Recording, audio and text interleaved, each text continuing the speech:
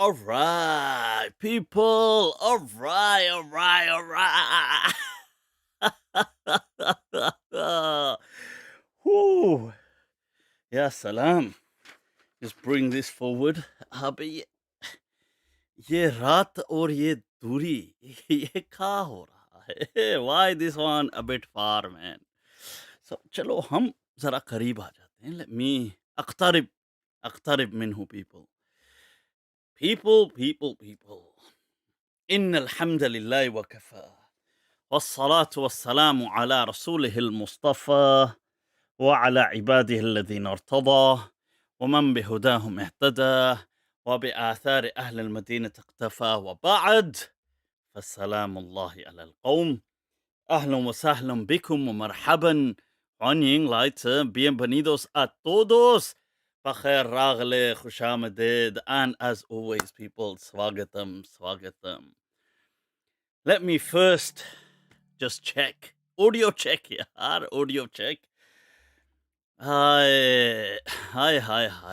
Aj, today, man, get a little extra late. It's not right, man. It's not right. You know what it is? I have to be mindful that it's not just the fans, the followers, the people who love me. It's my haters as well, man. I keep them waiting. This one not nice.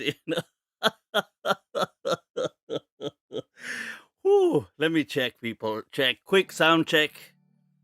Right, that's where I was going. Okay, we can hear Abu Safura. You're doing it, people. Look at that. Mufti, you're always in my du'as. Gio.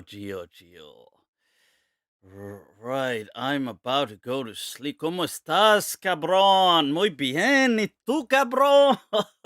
¿Qué pedo? What's going down, man? What's going down? Farid made a video about you. I know, yeah. My beloved made the video, man. I have to talk about the video, obviously. If if our beloved Baba Fariduddin Ganguteli is going to take out 40 minutes of his precious, or was it more? 40, I don't know, about 40 minutes of his precious life, uh, dedicating it to reactions about me. Hi. Ow, man. This one, too hard to handle, man. Too hard to handle. So, yeah, so we have to talk about that. Sheikh Arfat, talk about Dawah, man. Dawah, man. What's going on with Dawah, man? I don't know what's going on with Dawah, man. Right. Stop bullying the slow kids, man. Chris, man. What, man? Why the slow kids, man? I'm not bullying them. Don't be silly. We can't bully slow people. We're actually praising them, but because of the slow frequency, it may appear like that to them. I'm joking, man. I'm joking. But have you ever pondered though? Could it be that their objective is that the laughter they bring to others? Huh? Have you ever thought about that? Do. For all you know, that could be the divine wisdom behind their very existence. Right. Facebook, I haven't checked Facebook. Right, let me just check Facebook, people. I was a bit slightly. I don't know whether it was the weather or what, but I had to. Let me just check Facebook. It says, on Facebook, I can't seem to see the video, so I take it's still going fine. I can see your comments now. Fushi, you're doing it. Deborah, all right. Yasser, clear. All right. Much love, people. Much love. You guys are doing it. Right. So it says sound is good. Cool. Everything's good. Muhammad Awais, Okay, da Sharia. All right. Okay, daji, paji. So, what is going down, people? Yeah, yesterday the weather. Whoa. So I thought, why not? Chalo, yaar. Let's go check out the Peak District, man. It's good, I have to say. It was pretty, but I was a bit. See, not going to the gym, so you get exhausted, huh? Now I'm just waiting for next week. The gyms are to open. Allahu Akbar. I know it's Ramadan, but there's always fatawa.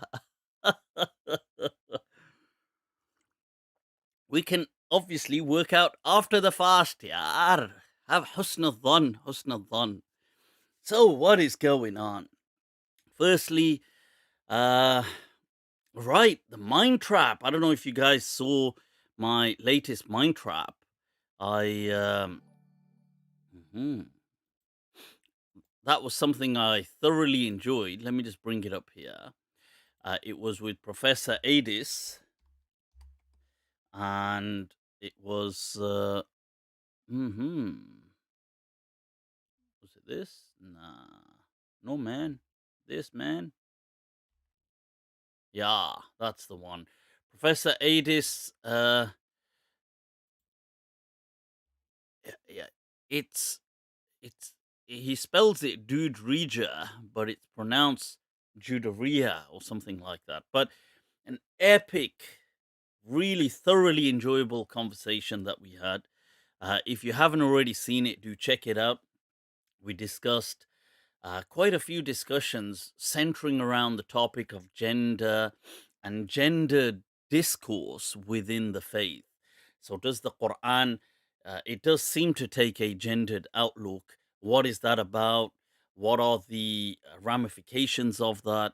How is that then challenged? What are some of the distorted interpretations that groups have taken from that? You know, whether they're Salafi or other kind of reformist groups, a lot of that really, that kind of discussion, mm, an egalitarian approach between men and women, and there was a lot. There was about maqasid as well. We spoke about maqasid al-sharia, um, and also a bit on process theology. So do check that out, people. Check it out. Right. So what else has been going on, mi gente? What else has been going on around the world? Those of you that don't know, I'll Abe, ¿qué es eso? Ah, that's better. Those of you If you that want don't to know, become people. successful in life, young With all the man, fanfare he that said, All it number right, one, there you was got a to Pharaoh change your parade. highly mindset. anticipated, He said, you don't get in life what you want, This you get in took life what place you in want. Cairo, Number people. two, cultural practice event Cairo has OQP, seen in recent only years. quality Traveling in people. individual vehicles bedecked in ancient Egyptian style, the Look at mummified this. royals, 22 Wow. of them in all, were moved from Cairo's Egyptian Museum in Check it Tahrir out, Square. people. They moved through the capital streets to a Amenhotep new location, amongst them. a state-of-the-art facility called the National Museum of Ancient Civilization, where they were greeted by a concert from the Cairo Philharmonic featuring famous singers and then received by the Egyptian president. Look at that. Check him out. The pharaohs are the stuff of legend and include Amenhotep I, Ramses II, Ramses III, and Queen Nefertari. So You've these got were some of the two key worlds really figures that coming were together. You've got the moved. curators who normally move these things without the world watching and prepare objects to travel around the world, but then you've got a spectacle that needs to be Look at put on. this. So What the a logistics spectacular behind it spectacle, were people. very complex. Wow. And you can I imagine swear, I they've been wish I working on could it have for a very long time. been And I there think to they witness really this. pulled it off. It's got the spectacle, but we also felt that everything was done safely. Wow. The security operation was a mammoth undertaking. Streets were closed and Cairo brought to a standstill. The event, which lasted around 2 hours, was attended by Look various at the- dignitaries, the including mummy the Director carriers. General of UNESCO, the UN's World Heritage Organization. Once the mummies arrived at their new resting place, they are to be put into restoration in a lab for 15 days and readied for display. Quarantine. But there are a minority who mutter darkly about an ancient curse. Legend has it that cursed will be the ones that move the mummies. They say the Suez Canal blockage disturbing global markets, 2 trains colliding with each other, a garment factory blaze, and a residential building collapse all came after the announcement of the Pharaoh's Golden Parade. But the ancient curse hasn't stopped the pharaohs once again appearing on the streets of Egypt. Look Imran at Khan, that. Al Jazeera. Thousands of years after you have passed from this world, you appear again on the very streets. Allah, Allah. Paraded like that. I have to say, last week I was speaking about Amenhotep III, and whether he may be Sulaiman alayhi salam or not. And that's a very fascinating discussion. I had several people kind of reach out to me after that. Really thoroughly enjoyed that theory, and it's food for thought. It kind of thought provoking. So, but yeah, then you had this. I thought I had to kind of speak about that. But yeah, so moving to you, mi gente. As always, shall we begin in the beginning? Muqaddimat, people. A bit of ash'ar, a bit of sha'iri. Why not? Why not? सूरते शम्मा पिघल जाऊंगा Hi, hi, hi, hi, hi, hi. सूरते शम्मा पिघल जाऊंगा लेकिन तुम लोग सूरते शम्मा पिघल जाऊंगा लेकिन तुम लोग तुम लोग मैं किसी कब्र पे जल जाऊंगा लेकिन तुम लोग मैं किसी कब्र पे जल जाऊंगा लेकिन तुम लोग कार वाले हो तुम्हें रास्ता मिलना मुश्किल मैं तो पैदल भी निकल जाऊंगा लेकिन तुम लोग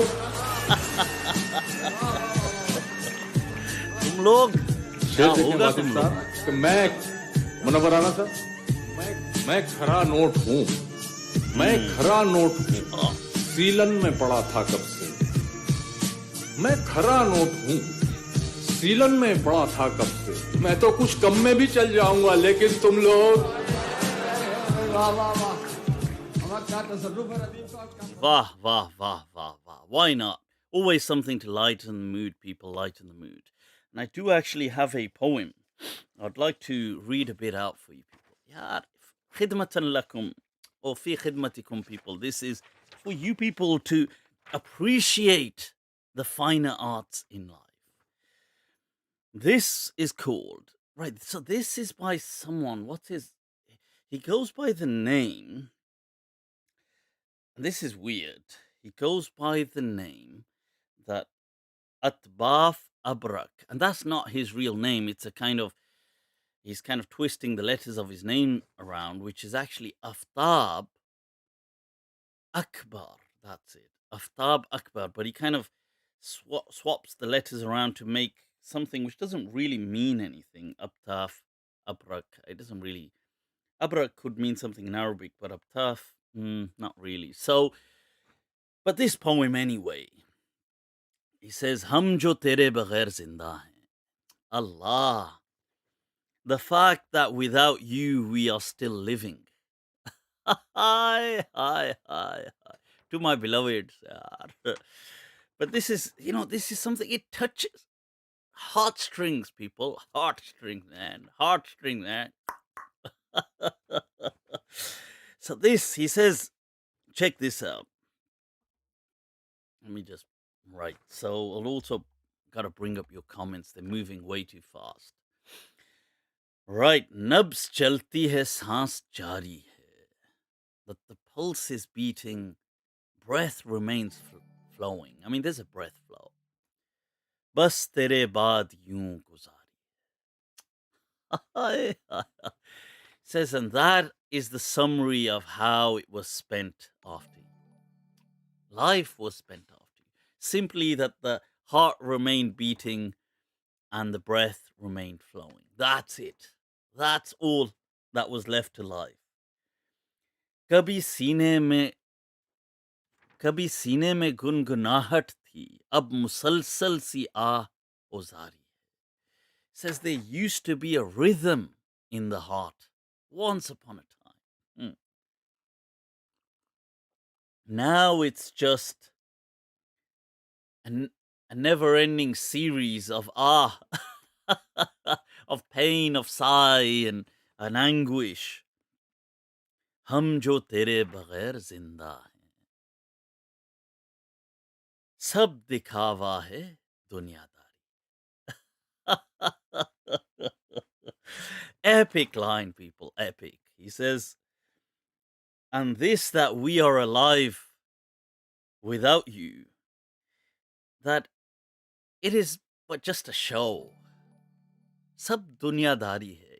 It's just dunyadari in Urdu is like when, things you have to do for the world's sake, for the sake of society. It's not, there isn't really no reality to it. People just put on a show. It's a facade. But dunyadari, that रात का रोज ये दिलासा है, आज की रात सिर्फ भारी. That he says each night consoles me with this message, that it's just this night, as in it's just tonight, the final night that you have to bear through, and then the rest will be easier. वाह वाह वाह. हम तो हारे हैं जिंदगी से, मगर जिंदगी मौत से ना हारी. He says, even though we may, and sometimes, I've said this before, Urdu poetry can kind of have a bit of melancholy to it. But he says that we seem to have lost to life, but life hasn't yet lost to death. See, it's weird because he's kind of grouping together a sense of despair, but underlined with a sense of hope. It's strange because hum to haare hain zindagi se, zindagi maut se na hari. It's a bit, I mean, you have Faiz, his lambi hai gham ki sham, magar sham hi to hai. It's that, yes, the evening of sorrow or anguish is long, but he says, but it's only an evening. That's kind of more hopeful. I mean, hope seems to preponderate. But here he's kind of got it a bit. Faisala jo kiya hai atal. Waha, Hindi shabd, atal, which is decisive.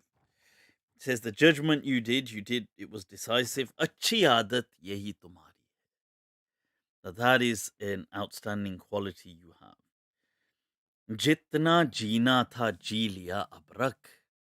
Whatever we had to live, we have done so abrak. Ab ye jeene ki rasam jari. What's left is simply a formality. Hum jo tere baghair zinda hain. And that we are alive after you. Sab dikhawa hai dunyadari.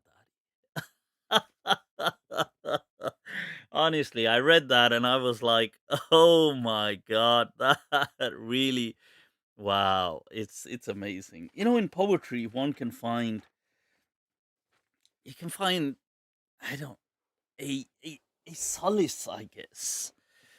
But yeah, so Mufti, the Yasir Qadi response, we're going to do some of that tonight. Disclosure with a big D. The series continues, man, continues. We've got so much to do with that. So we're breaking it down. What I'll take a look at today is this a bit of the aspect of one where he says, how can a person claim to be Maliki and still not believe in, say, that part of his, and also this thing about how can anything creep into Islam. This is tantamount to, the whole foundations of Islam are ripped out if you accept that premise. So a slight look at that and how that's nonsensical, and we'll build on that a bit about the Mahdi as well. And also the point, once again, just adding a bit more to the point of it has to be logical and rational because it comes in the Hadith. And just seeing that actually these things are nonsensical, irrational, and actually, on many cases, kind of insulting. As we've seen before with the rain that rains down on us, make it rain. So today, you'll just see once again how the prophet is describing the Dajjal and stuff like that. So we'll take a little look at that later on tonight. Chip, you've got fans. Plus, it's Mola ka karam. It's from the Lord. What can we say? This is a poem. शाम के वक्त बैठने के लिए सबसे अच्छी जगह है मेरा. Oh, that's a song. Trading in forex, is it haram or halal?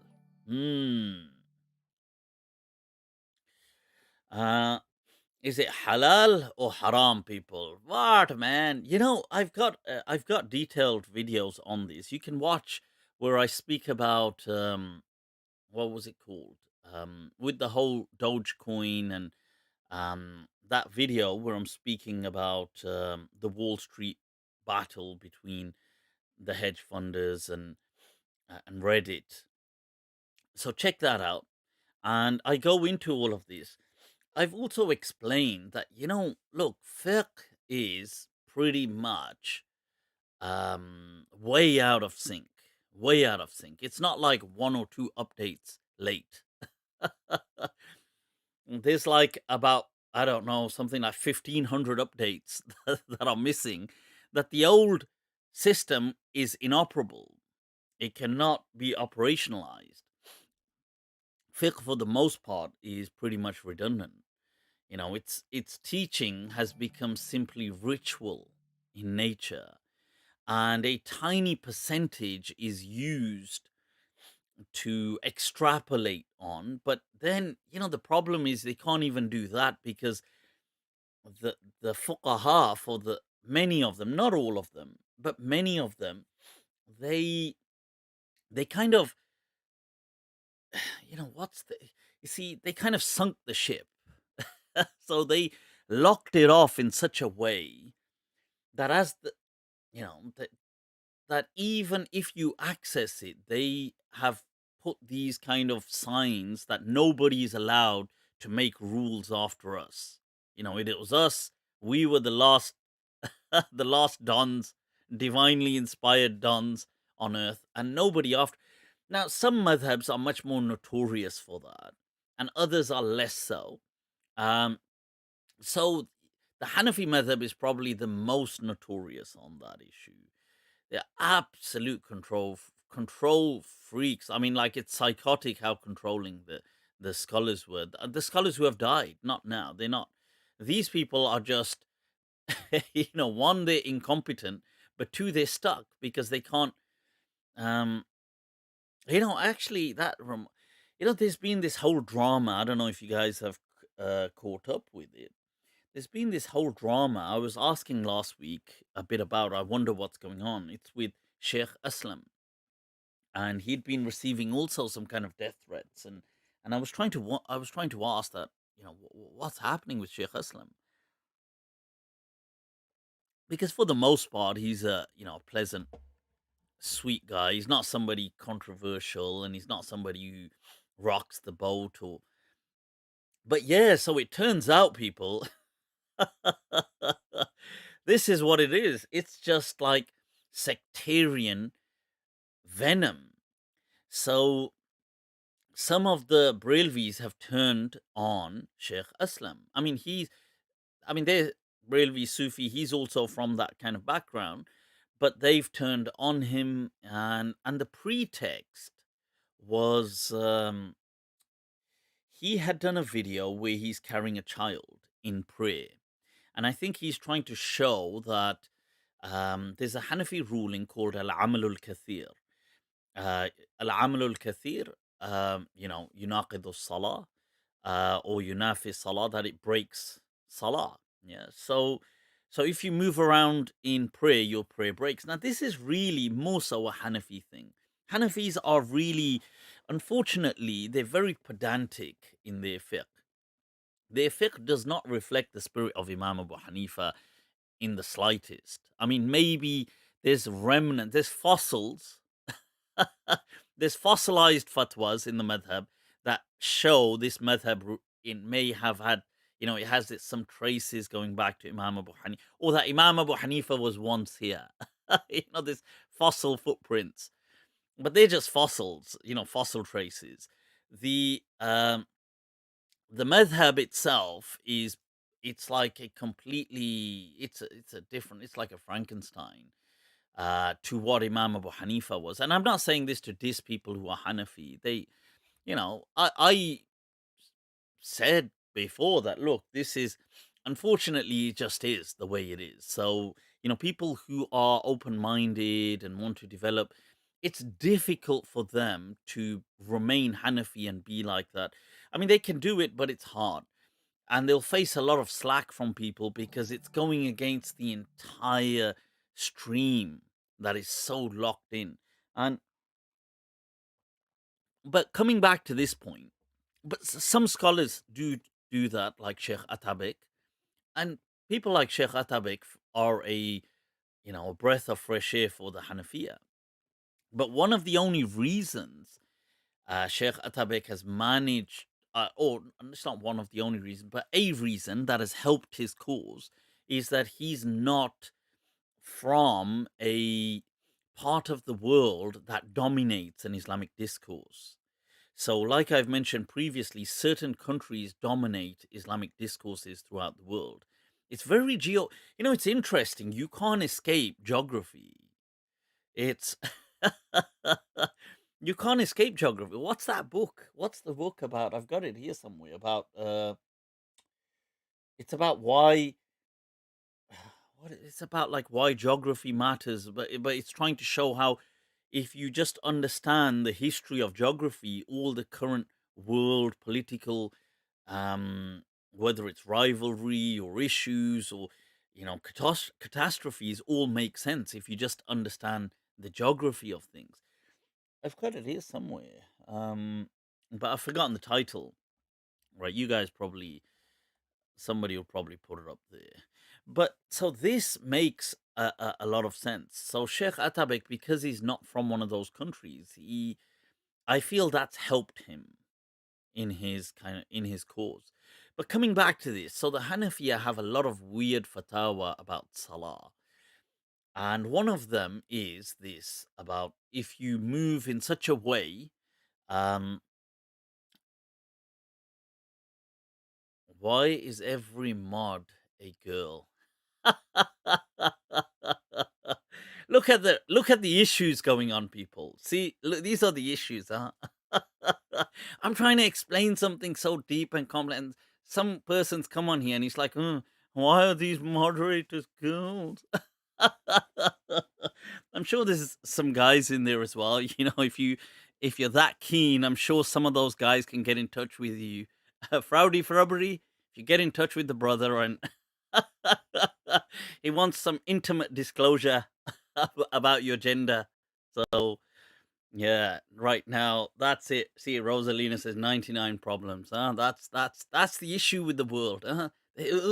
Why? Me. Coming back to the point. So there are some strange fatwa to do with salah. Like things like, so for example, if you laugh in salah, your wudu breaks. Things like this, which are odd and peculiar. But also the Hanafiya have a thing that if you compute anything mentally within salah, it breaks your prayer. So like if you can read something, like let's say I'm praying now and I read this, size matters.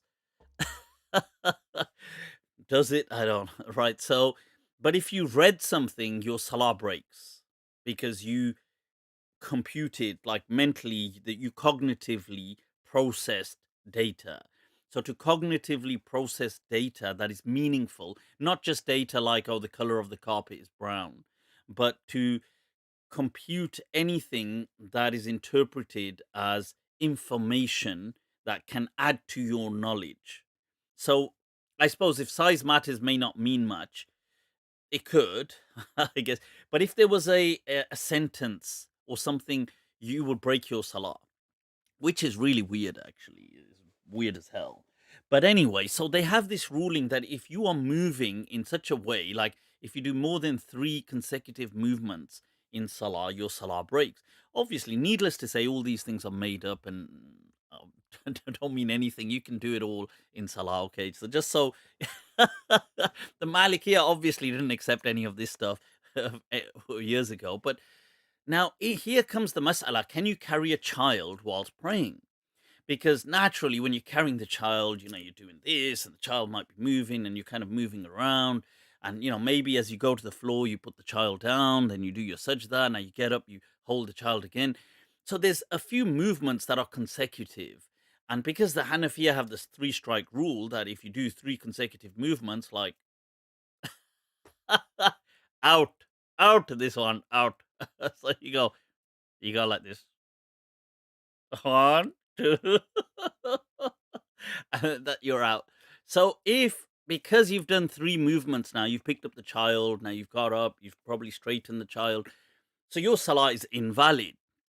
Now, Sheikh Aslam had done a video where he had said that, he was praying with a child, and then he quotes the hadith that the Prophet held Umama, and he prayed. And this is a hadith that the Prophet prayed carrying a child. So he said, well, look, this is fine, and, this doesn't violate the principle of amalul kathir, such excessive action that violates the prayer. Anyway, so they jumped on him, and people like, what the hell? You're not allowed to go outside the Hanafi madhab. This is the Hanafi madhab. I've said it. Raddul Muhtar, Ibn Abidin. Ibn Abidin is, by the way, he's the sun shines out of Ibn Abidin. He is like the great god Ra. Oh, Ibn Abidin, you're doing it, you're doing it. So, Ibn Abidin is only from like about 150 years ago, by the way. But he lived in Damascus, but he's like the heavyweight, undisputed Hanafi. He outranks, and whatever he says is today the Hanafi madhab. It doesn't matter whether Abu Hanifa said something else. It doesn't matter whether Abu Yusuf said something. His choice. What he chooses is what the Hanafi madhab goes by today. So they said, well, Ibn Abidin, he said it's not allowed, and blah, blah, blah. And so now they're unleashing the wrath of hell. The dogs of hell, the hounds of hell were unleashed. Go, fetch. So Sheikh Aslam Bichara was just getting, hounded by these people. And then I didn't know this, but Sheikh Aslam has a kind of TV, children's program about where he dresses as a teddy bear, I think. So they had a clip of Sheikh Aslam. So I don't know whether that's him or he's just doing the voiceover. So he's kind of speaking to children, Assalamu alaikum. And so they go, what the hell is this nonsense? An alim isn't allowed to dress as a teddy bear.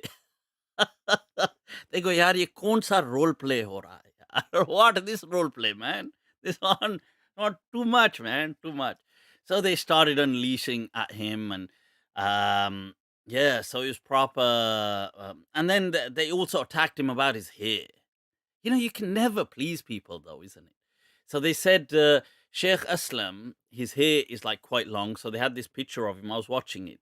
Like a close up. He's got his face, his hat or whatever, and he's got hair which is probably like hanging onto his kind of traps. And they go, what on earth is this? These are the sheikhs. They go, what on earth is this? They go, this is clearly tashabbuh bin nisa. This is acting like a woman. Oh, Pantene, L'Oreal. So yeah, so they just have been hounding him, but it's madness. It's madness. But I hope I hope people can just see sense and follow sense and logic, and not this kind of like mob mentality, and in all honesty, what it is people are just jealous of Sheikh Aslam because they just see that he's got like a following, and he's not. You see, the thing about Sheikh Aslam is, even though he's very intelligent, but I don't think his talks are usually very ilmi. I think his talks are just more just saying soft things and nice things, and they're very mystical as well, very kind of Sufic sometimes, and a bit of folklore and that kind of, and so he addresses that kind of, I don't know, that kind of audience. And recently he's been doing a lot of talks in Mirpuri as well. So there's all of that as well. Now, people are just, they feel that why is he getting attention? And that's it. So people, this jealousy, this one not nice, my friend. Speaking of jealousy, jealousy se yaad hai. Yaar, this there's so many people. I just you realize how many people hate on you just out of jealousy. It's like they can't, that like people feel that, okay, you see, in everybody's head, in everybody's mind, not in everybody, but in a lot of people's mind, they always assume that they are always more intelligent. Yeah. It's true though, isn't it? In everybody's mind that they think, not in most people, especially these kind of, you get these mullahs and these kind of, like in their mind, they think that, oh, yeah, this guy might be clever, but I'm more clever. Like, this is a natural default dumb assumption, but it's the default assumption for a lot of these people. So when they see someone else, now, one, they think they're more clever, but two, this is the most important point. Remember this point, people, in life generally. People feel that not only are they more clever, or intelligent, but they feel they are more deserving. This is an important point. There is this kind of istihqaqiyya, this kind of like, this kind of, they feel that I inherently am more deserving than whatever this person has.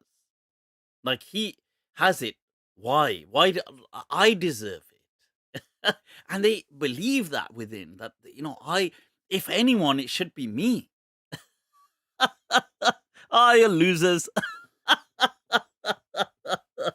So what happens is they get really, it kind of boils their blood, that why do people, and then obviously you look at somebody like me. Come on, people, come on. you know Somebody like me who's going to be, they're gonna see me sit here. I don't have the backing of a denomination. I don't have a sect backing me or pushing my stuff at all. um by people's standards, I'm very wacko, crazy, or whatever. I say all kinds of things. Yeah, and I have a totally bizarre sense of humor. So, and I say whatever I feel, like I say things, I speak openly. Like if I don't think that's haram, I'll say it. And I don't care what people think. And this ability, right? Naturally, it resonates with people. So hence people, your love and support and all of this, and people like it, and it's a following. And then people think, how? I think the guy's got a goddamn earring. He's got a necklace on. I mean, he doesn't wear a hat, for God's sake. How can people follow him? And this is what makes a lot of people burn, honestly. And because they feel that they are more deserving of this stuff. Now, clearly, the fact that they covet this kind of deserving thing so much is the reason why they're deprived. It's true, though, isn't it? People who are just natural, you just do something, you just be yourself. It's not like you're not doing something which is some kind of, oh, I'm doing it for this, I'm doing it. You're just doing it. You're connecting, you're teaching, you're reaching out, you're just being you. People who have this kind of, oh, this is my birthright, it belongs to me, me. It's almost the law of nature that they don't get it. Those people, bas, rotate it. That's the, and this is the same with our beloved Gangu Theli as well. I wanted to, like, obviously we're going to take a little look later on at his clip, but if I just summarize 2 key It's points. not just the stuff that he's saying; it's the Look, idiots. this They're is Gangu donating, they're Delhi, our subscribing, beloved. Now, if you that are check this sharing out, his look, stuff. What this the is a hell brief. is wrong with you people? Like you'd pay money to someone when he says crap like that? What the hell is wrong with you? Maybe he has an arrangement, like pay it See, and I'll pay like, you look back at later. this. Just Baby, just think nah, that I'm getting. bro. This you have like freaking suck a bone every minute, bro. Look at If the he was on anger. his deathbed and he was gonna do tauba, I would like cut the cords, bro. What's your message to the friggin' idiots that subscribe and share and pay him and friggin' donate? to him? Again, look at this. It burns them. Why do people like, subscribe? Why do they pay him? This is, it like really burns people. People are like, yaar, why?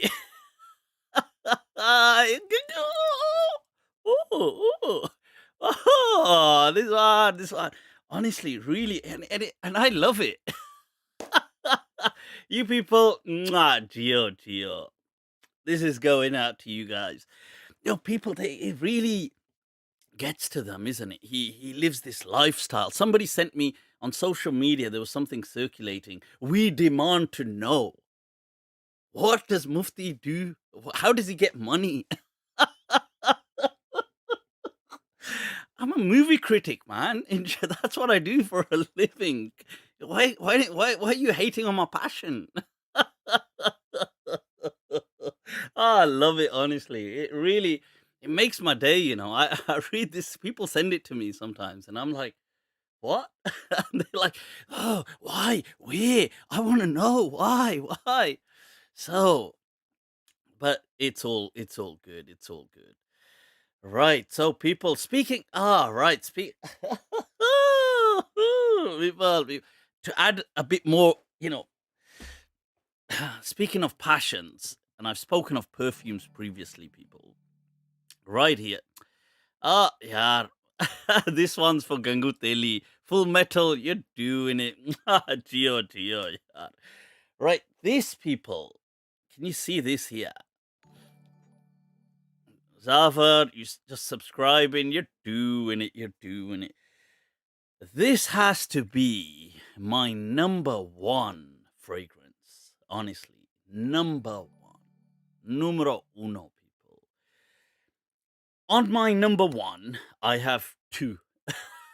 You know what it is? Allah says, وَخَلَقْنَاكُمْ زَوْجَيْنِ. We created everything in pairs. So my number 1 has 2 on there. And the 2 are, I've mentioned previously, obviously, the all-time classic, Creed Aventus. But believe it or not, this has a slight edge above Creed Aventus. But they're both number 1. This is from the house of Damali, and it's Damali's Leighton. It's not the exclusive. There is a... this is freezing. Right, somebody said Leighton sucks. Oh my God. That is like borderline. That is like... that is like blasphemy, honestly. This... Right, so people's man. ¿Qué es eso, man? ¿Qué es eso? Seriously, you have to... Look at the elegance, honestly. This is so... if I use the real words to describe it, it'll become a scandal. Wow, it's powerful. It comes out. It's not powerful like in its kind of presence like that. I just mean it has an alluring, powerfully alluring presence to it. It does have a sillage. This kind of what it leaves behind. Its notes, right, are... It does have... it has... You see, it's a bit... its opening is slightly kind of... I don't know, fruity. It's got a bit of that kind of mandarin, a bit of lavender to its opening. But it does have... And it has a slight... a touch of floral middle kind of notes to it. But what comes through are the bass notes, right? And they will be vanilla. It has this vanilla presence, just how Creed Aventus does as well. But there's some kind of wood, sandalwood. There's a woody kind of note, but a soft woody note, cardamom, patchouli, a bit of patchouli in there. It is honestly, it is sublime. But I mean, I depend. I guess it depends on what you're into. But for me, that is definitely the number one. It's soft, but boldly present. But it's soft at the same time. It's not like oudi or that kind of like a harsh, brazen kind of fragrance. It's something which it just conquers, but with love. Allah, Allah. So definitely, I had to mention that.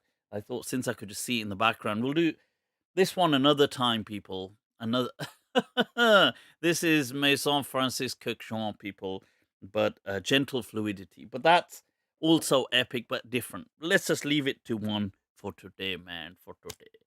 So look at that. People saying I don't like Creed Aventus. Toba, toba, toba. Tobatan nasuha.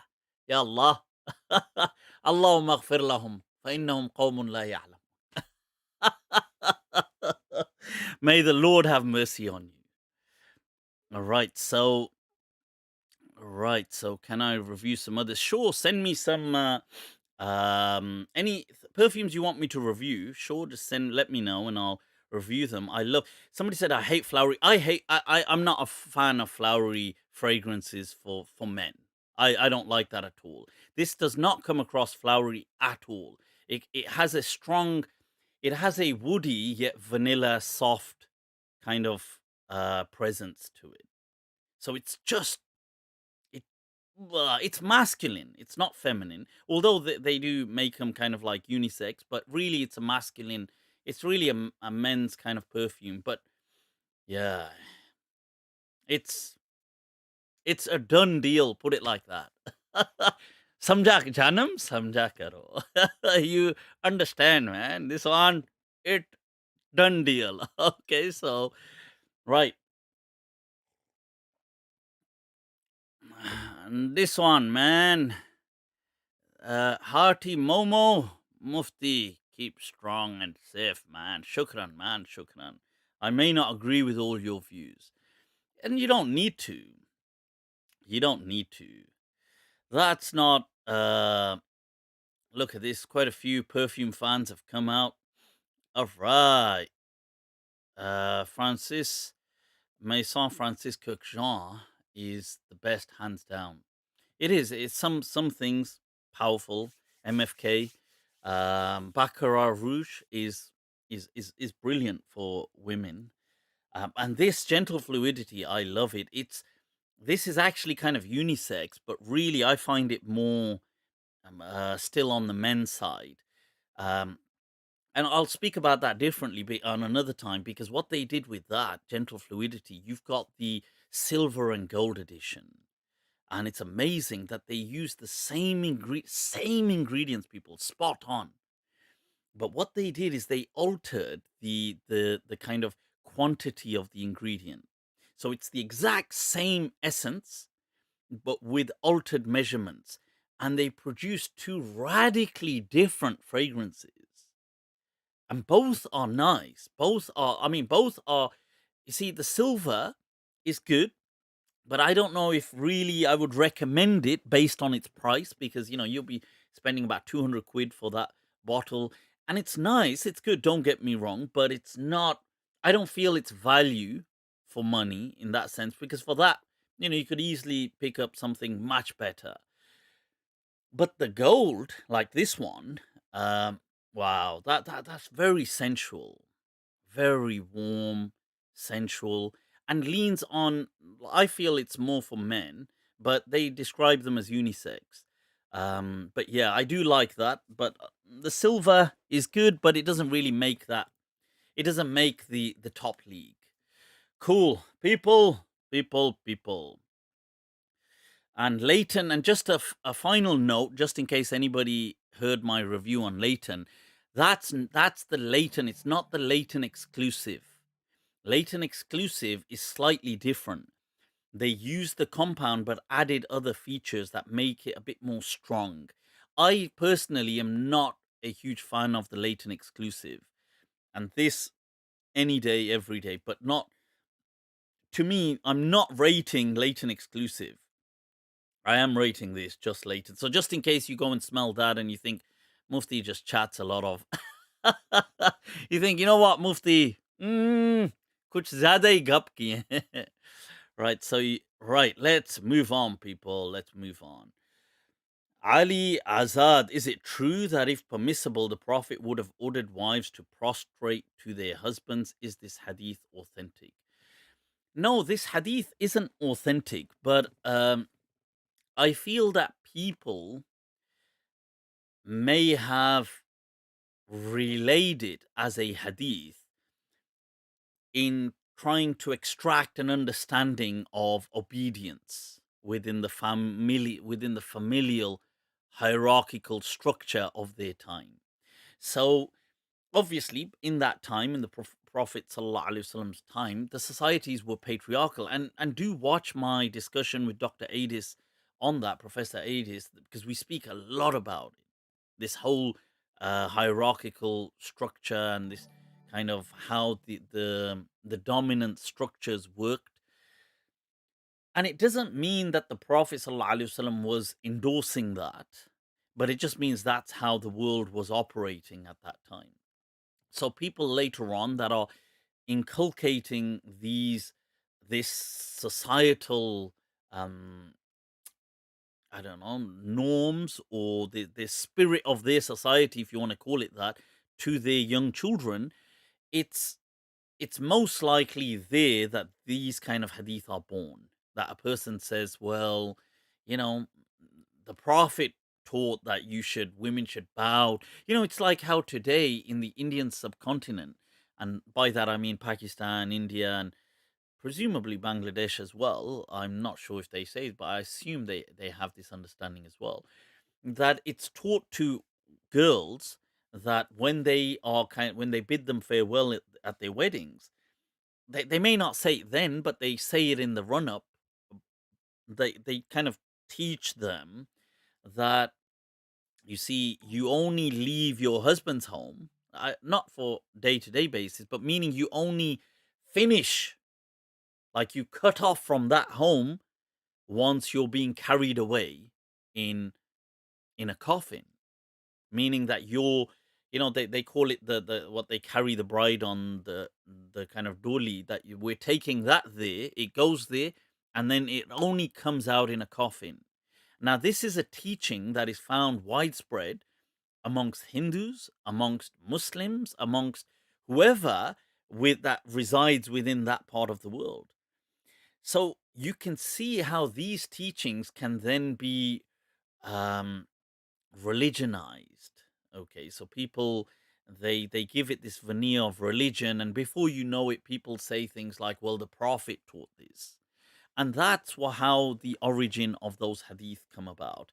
And even this thing, like we do speak about in our discussion, Doctor Avis, about the youth hadith, that people say this culture of you must have this aggressive, somewhat violent jealousy over your women, whether they are your sisters, daughters, wives, mothers. You must have this kind of um deterring, aggressive, violent jealousy over them, and that it's from the deen to have these.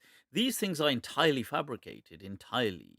But people did them to justify and validate their tribal norms. So some people wanting to pass this spirit onto their younger offspring, then religionized it and passed it on as religion. So that's how that would have come about. All right. Mufti Saab, do you agree on the uh, anti-natalists? What do you mean by the anti-natalists? Mufti, you missed a super chat. Can you explain the miracle of Jesus making the birds of mud? Sure, I will speak about.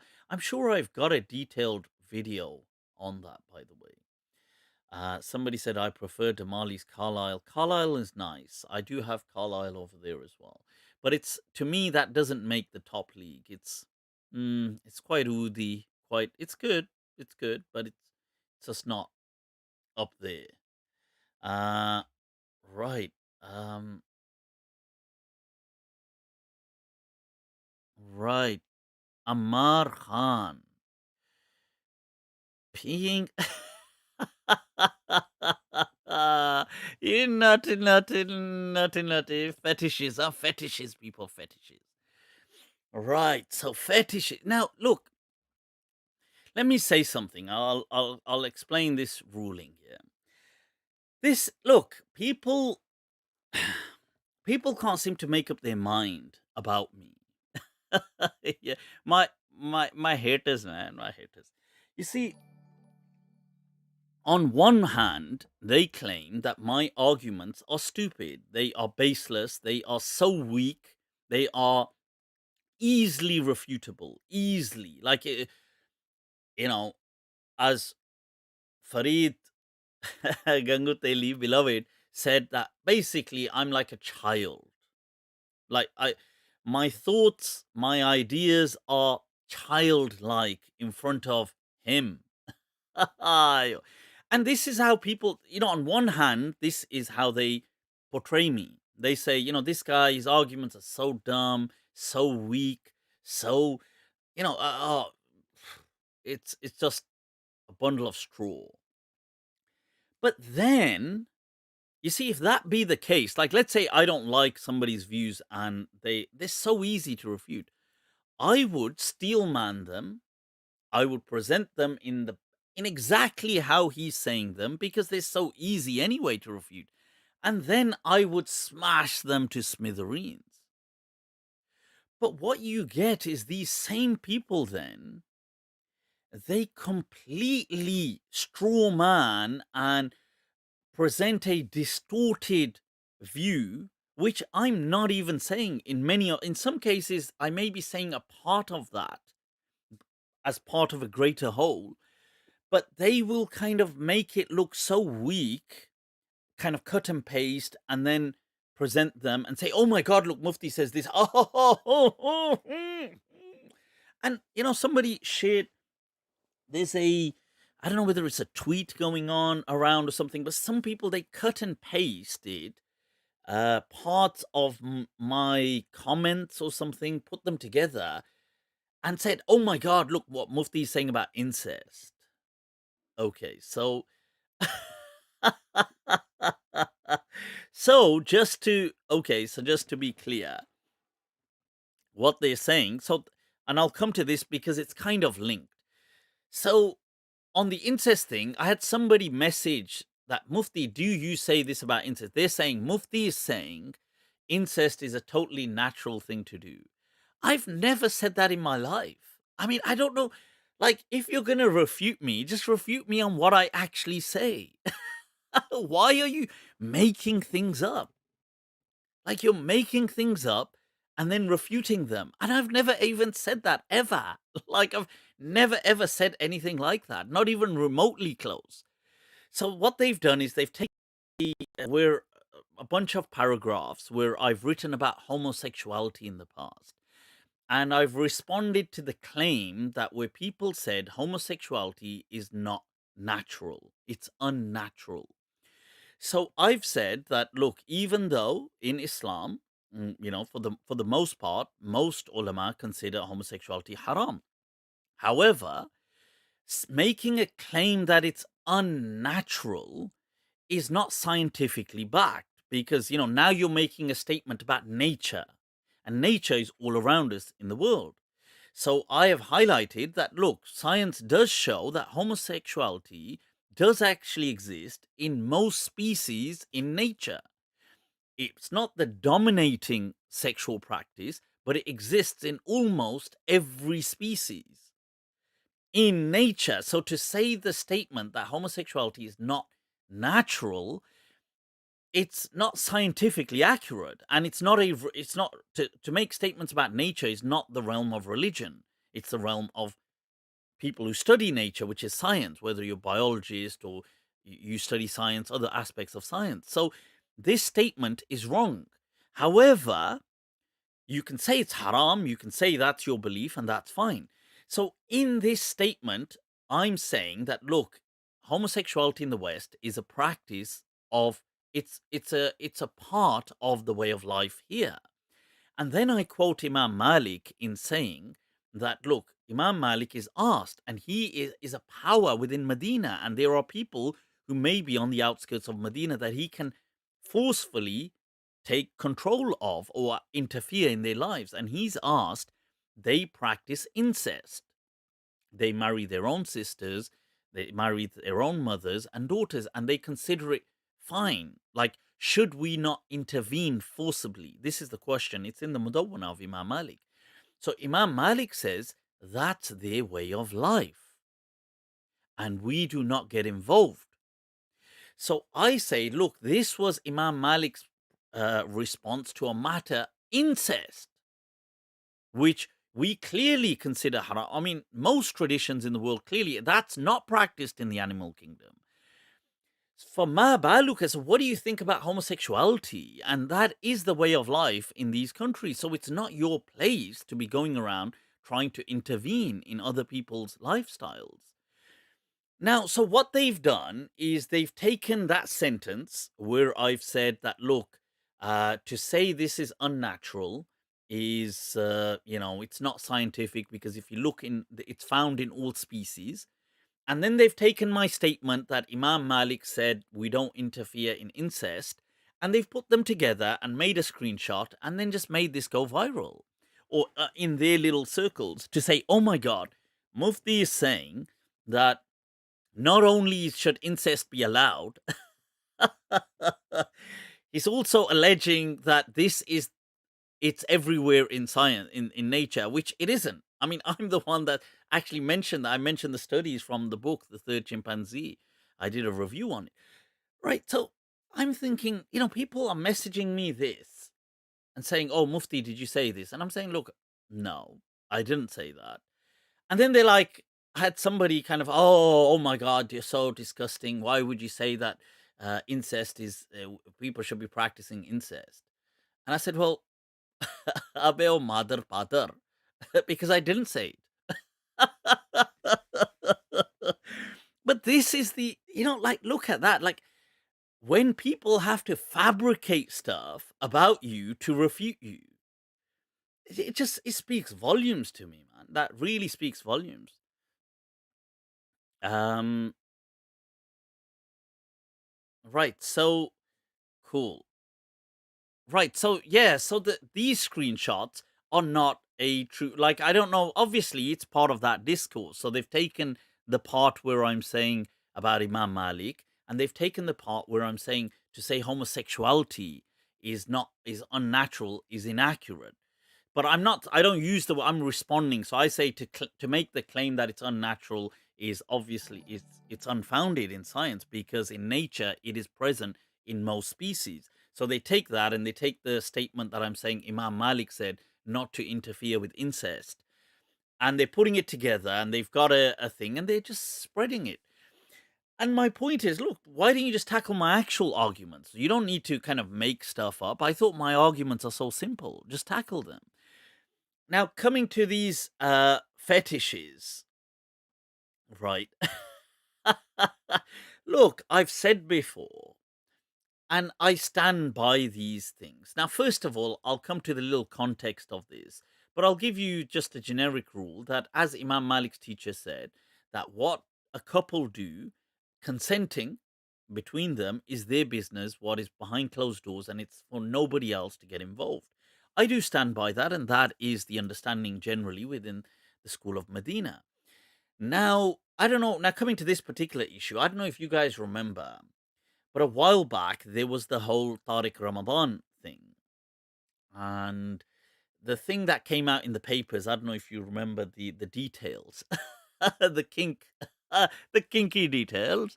So it came out that, that people, some of the women that were holding him for the allegations, I'm not sure whether the allegations were entirely overturned in the end or not, but they were making allegations. I think they were maybe rape allegations as well. They may have been, or just violence. But part of it, the lady had said the person making the allegation, that he would ask her to, he would urinate over her. So, or she would urinate over him. I can't remember the details now, but it was really popular. It became a huge thing internationally with the Tariq Ramadan case. So this thing of this fetish of urinating over a spouse or defecating, as disgusting as it may be, right now, this was discussed amongst people that is this haram in Islam if somebody was to do it. Now, naturally, it'd be very, I'm sure only a certain minded people would find it very fascinating, and most people would find it disgusting. But if you find it disgusting, does it make it haram in Islam? So the question is it haram? So I had said, well, these things are not haram in Islam. Like, like, let's say there is urine in a toilet and you decide to put your hand in. So all the books of fiqh discuss that touching, making contact with anything impure is not haram. Okay, it's just unclean, unhygienic, and it's obviously it's quite sickening to a lot of people, rightly so. But it doesn't make it haram. You don't say, well, God's gonna throw you in hell and burn you for doing this. It's not like that. So this discussion, that was the context to it. That people, it's been what I can't remember now since the Tariq Ramadan case. I think it's been about 4 years. So some people were discussing this and they'd ask that, isn't this haram? So my response, which is still the same, that these kinks or things like this, as sickening as they may be to people, doesn't make them haram. Haram means you are saying God is going to flip you in hell and burn you with fire because you did this. That's ridiculous. That's absurd. So, no, these things are not haram. Okay, it doesn't mean you have to do them. You know, there's many things that we may find sickening. Like, look, here's a simple thing, yeah, that people would find sickening. Yeah, I'm sure. Like, look at just, okay, people, prepare to be grossed out. But look at like snot that comes out of a person's nose. Yeah. Look how disgusting and sickening that is to people. Rightly so, I'd say. Now imagine somebody said, "I want." Okay, guys, I'm grossing you out. Imagine somebody had some sick fetish of wanting that all over them, or wanting to consume it and eat it. Like, look how disgusting that is. Does that make it haram? It wouldn't. You see, it's a very dumb reductionist way of thinking that everything you don't like or are disgusted by, therefore God will punish a person with hellfire for it. I mean, that's not how God works. God doesn't work by, oh, you find it disgusting, therefore I'm going to punish the person with hell, for it. So it doesn't work like that. And that is why a lot of the clergy are completely they've completely lost their mind. And then the other thing is, the clergy are usually a very sexually suppressed group of people, so they hate on anything sexual anyway. Just being clear, I mean, a lot of the clergy feel that just many general sexual things are prohibited because they're disgusting. Oral sex is disgusting to them. It's like toba, toba, toba, toba. This stuff to them is like, what the hell? That's Satan. There's people in some of the fiqh books, they will say that it is disgusting to look at your own wife's private parts. In the Hanafi fiqh books, it actually says that. And it says that if you do this, God will make you blind.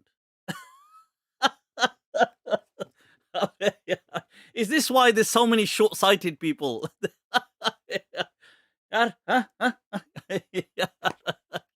This is what they say in their fatwa. They say that to just look at is like, it's not only filthy, but God will curse you by turning you blind if you continue to do this, if you continue to look at it. I mean, that's just dumb. And people, this is why you get a lot of their stories. I mean, these are anecdotal, but you'll get stories of people that are like, tablighi jamaat and so obsessed, and then they won't do things like even look at their own wives' breasts. Their wives' breasts. Like they'll be like, Toba, Toba, Toba, yaar. Toba, yaar. Allah, ye, what does God make me? What situations does God put me in? I'm serious. I'm not making this up. There's actual, like the Bleaky people that will think that this is, it's like a dire necessity that you have to just see your own wife's breasts. Like they think like, God, Toba, Toba, may the Lord have mercy on me and forgive me. Because this is the kind of depraved, um, you get that kind of very,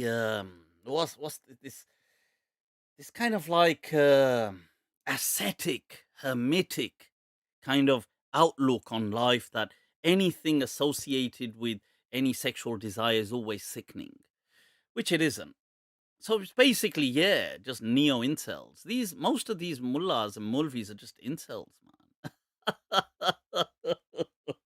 Involuntary, because they can't, because their lifestyle is so like, yeah, and so this is why they're always so angry, always so, so much temper in them. They're never, hardly ever smiling. You don't see these people smiling. You don't see them laughing. You don't see them ever just enjoying life. They're just, these women, fitna, fitna, you're gonna go to hell. Oh.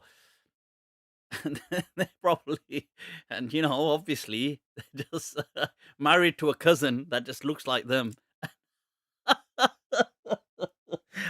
I feel sorry for the cousin, actually, to be fair. Right, so let's move on, people.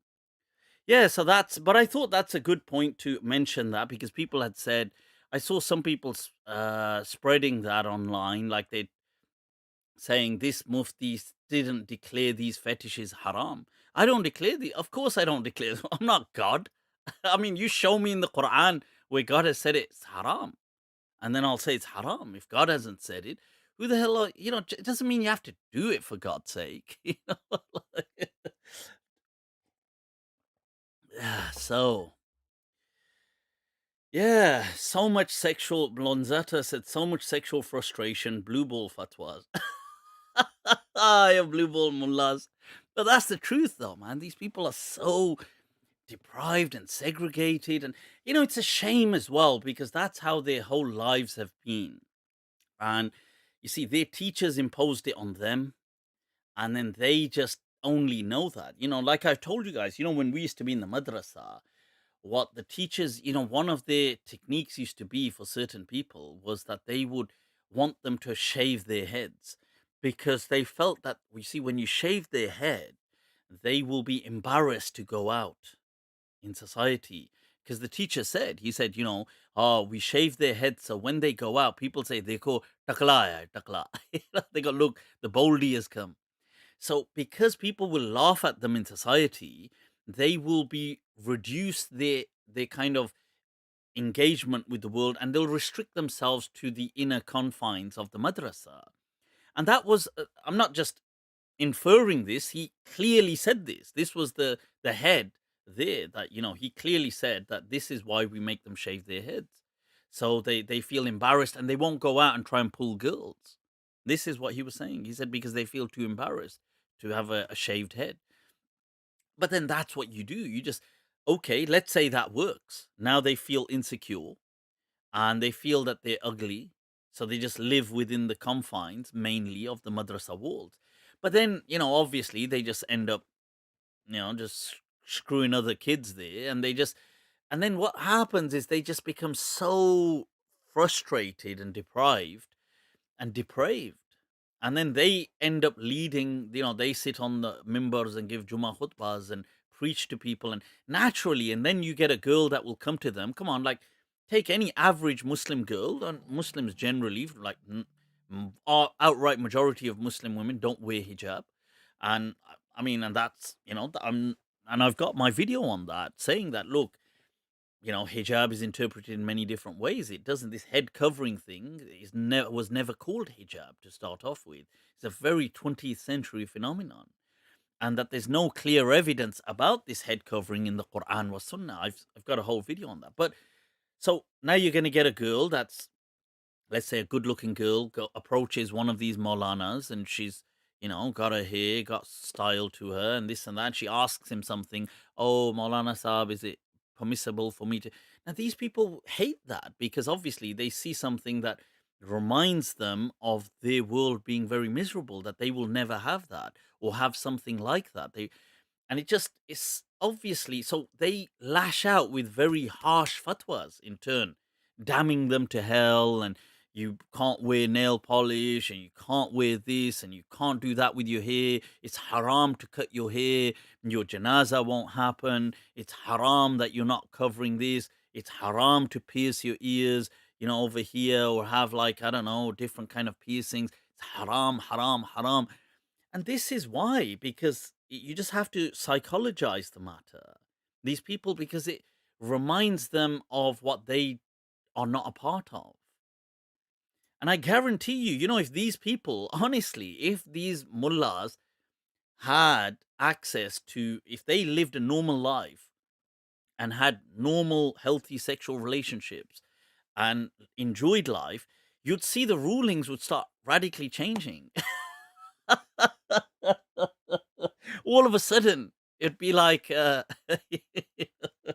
used to work in this place once. I can't give away too much information who it is, but I used to work in this place once, right? This establishment. And there used to be this guy there who was proper issues. Used to, like, he had like a managing position, and very kind of Napoleon kind of complex, very kind of harsh on people and everybody, and lash out, and super harsh, unnecessarily, just impolite, and lacks the empathy to how to speak to people, because must always remind them that I'm in charge. Don't you not just, hey, could you do no, you have not done that. Like this, like talk down to patronize people. And everybody was really, they didn't like that obviously didn't like him by extension then. But so what happens is, this one time he falls in love. Honestly, I kid you not. He falls in love with this other staff. And what happens is everything's different.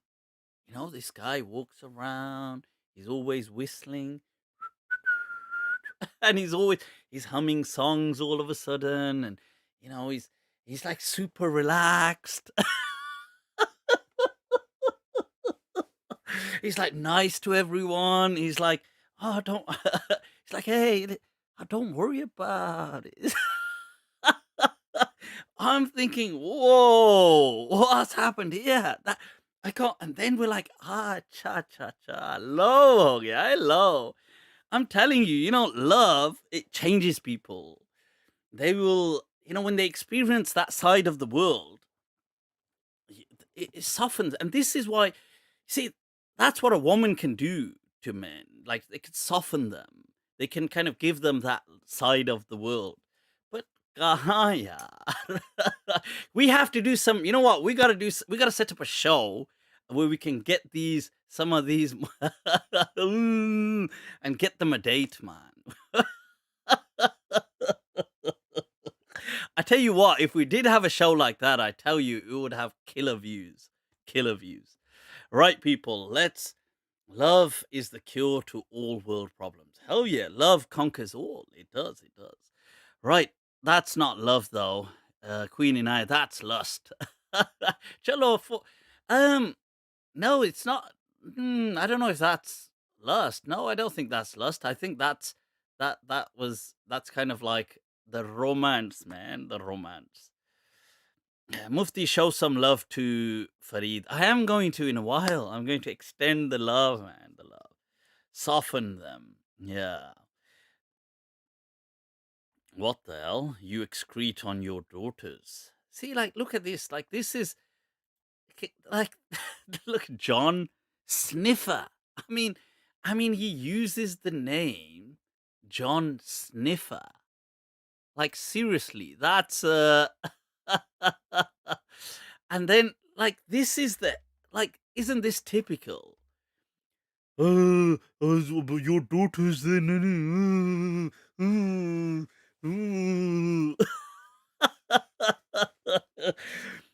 Honestly, this just goes to show, doesn't it, that the miserable. And what's shocking is these people. They, in their mind, they think that they are somehow on the side of God.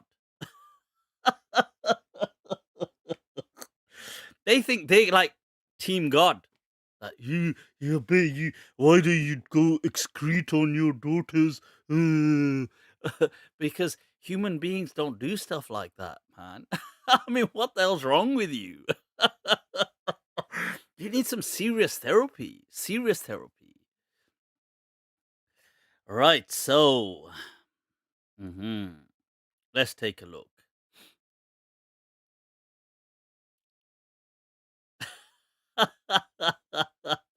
Mufti's got the emergency towel. I always keep.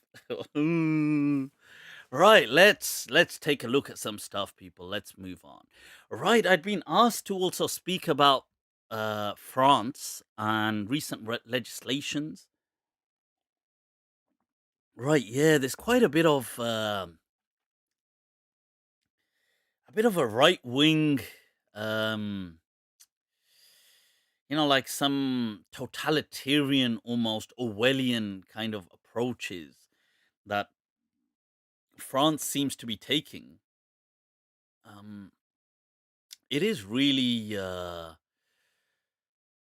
it is saddening to see this, and there's two key issues come to mind very within a very short time span of one another, and that is one, the legislation to be, I believe it's just gone through or going through, about the stunning legislating the enforced stunning of all um, of meat, or whether it's just chicken. Sorry, just chicken, I think. Um, and then of recent, which I was shocked to read, that France has legislated that no girl under 18 can wear the hijab, the head covering. That's where I've read. Now, I don't know, because sometimes, some things are misportrayed in media. So we have to first of all see what the exact legislation is. But let's go with that. If that be true, that this is the exact legislation that they have put through, that girls under 18 are not allowed to wear headscarves, and if they wear headscarves, there's some kind of a fine, and women over 18 who wear a headscarf cannot accompany children on school activities. I find that really shocking and abhorrent, and so in clash with the basic fundamental human rights that are a cornerstone of modern civilization. Honestly, I find it shocking that, if that be true, so so I hope that isn't true. I hope that there's some misrepresentation going on in what's being said, because I've seen loads of posts on social media, and I just find it so shocking that that could be true. But then you never know. France does have a very, you know it has a quite a I don't know, like a Frankenstein approach to religion, and especially Islam. So, you see, I've read people saying head covering. Now, it can't be the face covering, because currently everybody's wearing a mask. So that would be absurd to say that they're just legislating you can't do the face covering.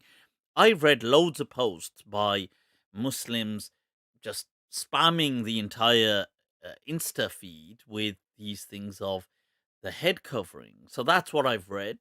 I hope it isn't true. If it is true, shame on France. I hope these things are overturned.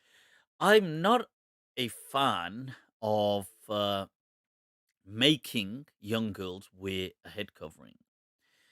I do believe that there is an element of sexualization that is taking place there, that you are saying that men should not be looking at your hair, which is an element of sexualizing them. Now, I also accept that in some cases it may not be that. It may be just trying to, like, a sense of culture, in a sense of saying, well, I want you to dress how mum dresses. So because mum wears this, I want. So, for example, because mum wears shalwar kameez, the girls wear shalwar kameez. So because mum wears a head covering, the girls wear a head covering. So that's more an enculturation aspect. But in some cases, it is actually a sexualization, definitely, that they feel that it's something which men shouldn't really. You need to get into the practice of not showing men your hair, which I find that sickening, that when people do that. And firstly, there is no even proof from the Quran or Sunnah about this head covering to make it such a mandated, the way you're doing this. So, um yeah. So, even though I'm not a fan of this, I mean, I don't mind people doing it, but where it's kind of like they must do it. Like in secondary school, they will many people do guilt trip their daughters, or they kind of emotionally blackmail them to wear it. And I feel that's wrong. I in fact condemn that. I don't mind you give them a choice, but you have to be honest, it is a choice, not an emotional blackmail trip. Like, oh, okay, you don't have to, but then you just disappoint me, and you're like, none of that stuff. If it truly is a choice, as in we totally, it's totally your choice. You wear it, you don't wear it, and that's a true choice. And in that case, if they chose to wear it, fine, it's their choice. But to strip them of it forcibly, and to make it illegal, that is just utterly out of order. And that is nothing, that is really just an Orwellian state. So I harshly and strongly condemn that. And if France is moving in that direction, I would really advise France to rethink, the policymakers, the legislators, to rethink what they're doing, because they are setting their country, which has an, France does also have an amazing history as well. It has obviously a shocking history, but it has some amazing, features to what it, and feats to what, and accomplishments as well. It's setting a state that has had a history, a colorful history as well, not just the bad things, but good things, that has been a voice piece for liberal values, for freedoms, for human rights as well. And it's setting it on a crash course, a collision course with its own citizens.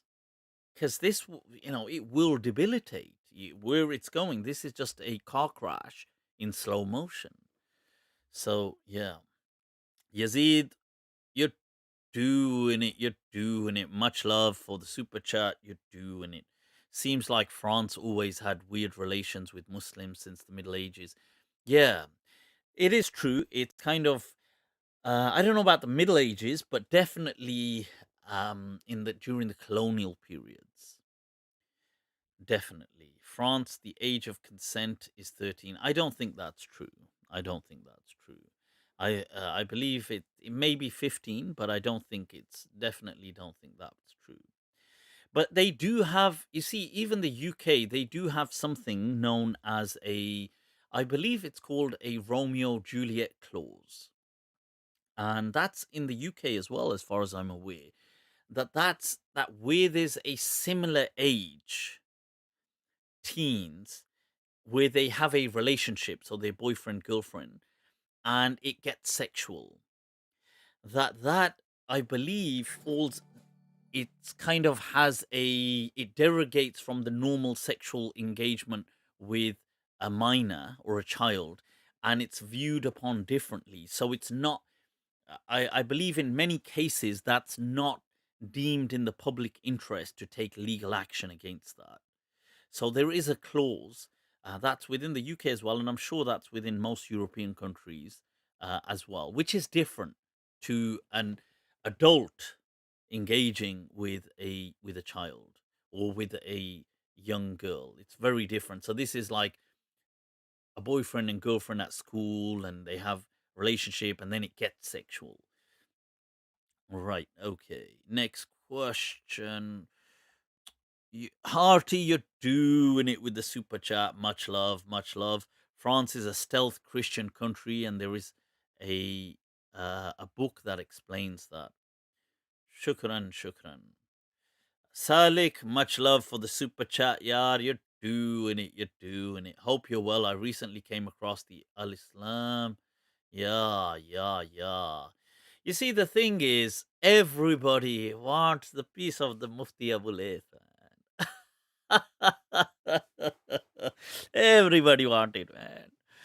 There's nothing new there, nothing new there. You see, I think it's enough that when people, their whole, they only can get, when people can only get attention if they speak about you, that speaks volumes. One, about you, and two, about them.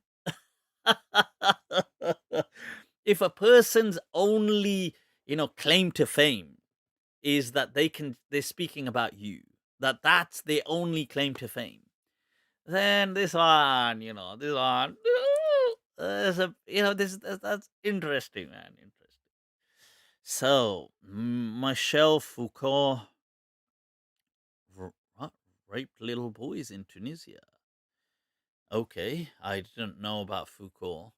I don't know. I mean, I have obviously come across his theories within psychology, but I've not really read about that. So, what's your opinion on steroids, Mufti? Oh, well, Mufti, I do have videos on that. Check them out. I do have detailed explanations on things like that. Is wearing a bra a cultural practice? Wow, see that? This, people, abe salo. Right. This is priorities. Where's the question? Street smart. Street smart, man. You guys going on, is this halal? Is this haram? Can you explain Revelation? Can you explain this surah in the Quran? Can you give this tafsir? What about this fatwa? Ramadan's coming. What about that? What about, is wearing a bra a cultural practice? Or was it revealed from the seven heavens above? Hashtag, is the hashtag burn the bra movement a kufri movement? Burn the bra, huh? It's a Satanist thing. Hashtag free the nipple. That's what. Or is it the other way around? Or is the bra the kufr? I think it might be the other way around. Damn, we're on the wrong side. Sorry, the other side, people. The other side. This is a kufri, demonic, Freemasonic movement, people. Right. Is it haram to believe that the universe, that the universe is never ending? No, I mean, it depends what people mean by that, because in some way, life, now that, or I suppose creation, once put into existence, will forever ultimately remain in one way. If you look at it in the sense that whether it's going to be in an afterlife, it's still creation, isn't it? Like, it's other than God that will be eternal. So the concept that life will go on forever, and by life, however that is, whether it's the soul or whether it's whatever, and whether soul is consciousness, or whether there's gonna be rivers flowing and there's gonna be trees and whatever, however people picture the afterlife, but they picture it to be forever, eternal, khalidina fiha abadan, la nihaya. So therefore, it is never ending. Um, well said, Mufti. Well said. Hell yeah, hell yeah. Salim, much love for the super chat. Yeah, you're doing it, yeah. You're doing it. So, what's Mufti? How how often do you find yourself changing views or opinions on subjects? That's a good question. You see, it's like life, isn't it? It depends. When information comes to you and you kind of see that, okay, this is to some extent it is compelling, then it would be ignorant to refuse that just based on stubbornness. So when that does come to you in that way, if I found evidence about something or found certain things that were quite, I find them to be quite strong, um, I would definitely naturally try to incline towards whatever stands out as factual. I wouldn't be stubborn on the fact that no, but I never used to believe that before, or I would try to go with what I see as most possibly the truth, whatever that is. So yeah, and in fact, that's interesting because some of these guys, they use that to criticize me, and that's so dumb. Like, just check that out. That's saying they say that, haha, he changed his view.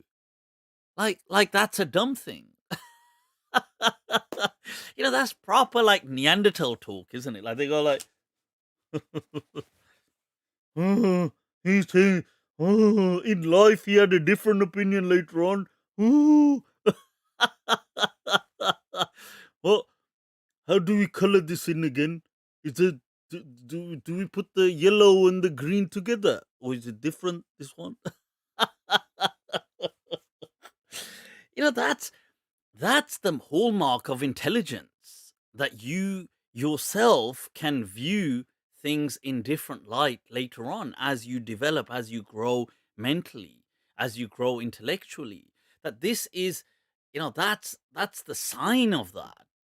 Like, imagine that. Imagine going through life. Like, imagine reaching adulthood. So, let's say you're what, 20 now, 21, 22. Let's say, I tell you what, let's say 25.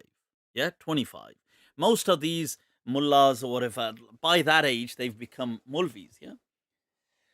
Let's say you're 25, and now for the rest of your life, whatever view you've been taught now or learnt never changes. Never. Like, you are just like, basically your knowledge at 25 is where you are now with a few new different topic information. Like, every topic you learn is forever static. I would hate that existence, honestly. When I think back of me at 25, damn, like I look back like, thank God. Thank God I developed and matured in thought. Because I mean, like, okay, yeah, you're an adult, but you're still very kind of kid-like in your thinking is very still, like, now in hindsight, I see myself still very immature at 25. I mean, in 10 years' time, I may see this as immature, but I'm glad that I see a journey of development. Like, I've developed in thought, I've developed in my way of thinking, I've changed views and opinions where I found counter evidence, I've investigated topics and researched them, and I advise you all to do the same. Honestly, imagine it. To me, that is an existence not worth having. Like, that is not a life truly lived if you did not change and develop new opinions in life. That'd just be so boring. It'd be like, what the hell is the point of this? Wow. That would be like just think of other topics, like think of music or think of art or think of movies or think of genres. Like surely where you are today, whoever you're watching this 10 years ago, you had a different taste. Surely. Like 10 years, go back 15 years from today, 10 years, you probably like different types of music, you probably like different types of, and this is part of your growth because it's part of your taste, and to just be the same is, you might as well just be a robot. But yeah, would can we get Lupe Fiasco on Mindtrap? Inshallah, we have to. I have to chase that. That's my bad. I had not chased up Lupe. He did message me last year, and he said, "Let's do it."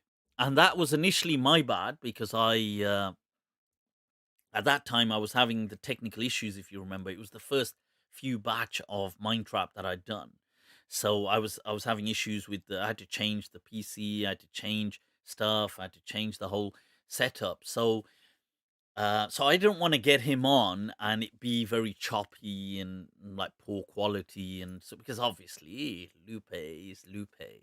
So I said to him, look, we'll do it a little later on if that's okay. I just want to make sure my equipment is good.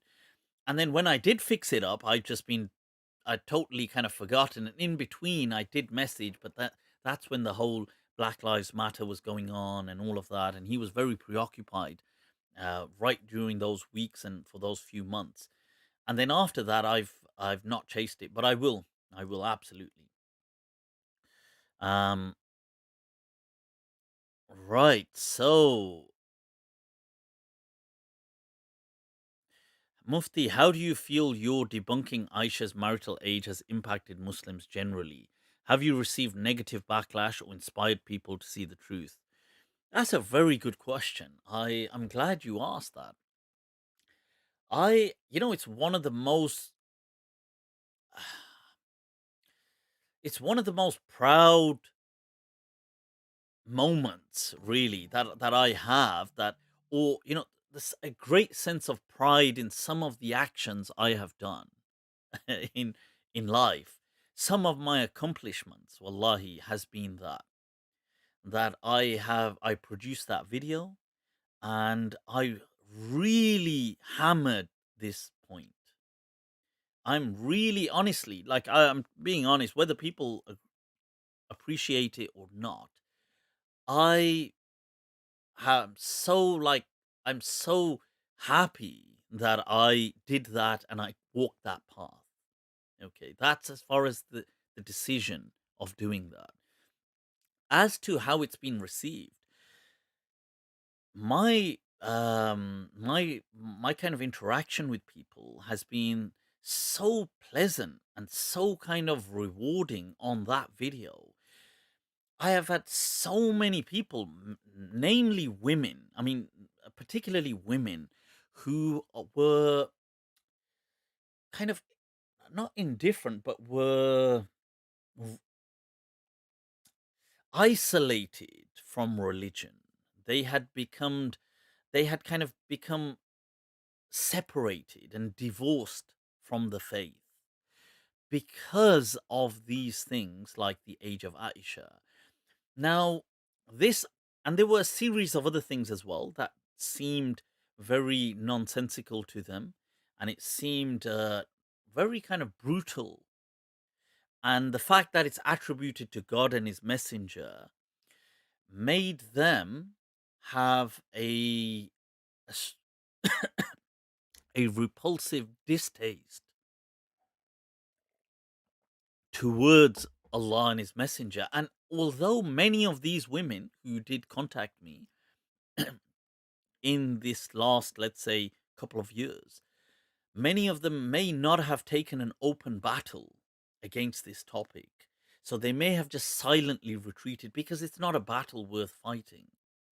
That because you know how the mullah and the religious people, kafir, kafir, zindiq, blah blah blah, murtad, and and then these women don't even know about Islam, so it's easy for them to just start getting hammered by loads of people, and people will say, "Oh, they, what is it, ex-Muslim, ex-Muslim," and "Oh, you're not wearing hijab, you're not doing this, you're cursed," and then trolling and hating, and so it's not healthy for anyone, let alone a regular person from the public, and that too somebody who doesn't know about Islam. So most of these women have just kind of secluded themselves from religion, but just left it, and almost a few actually abandoned Islam, and some may have kind of detached from it, but maybe not openly abandoned it.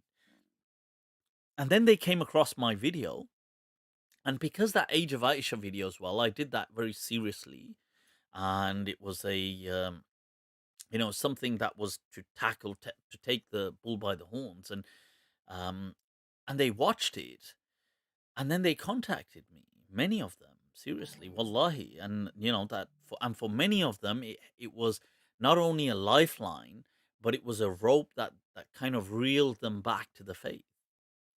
So I my the response that I've received has been overwhelming by common Muslims who are my target audience.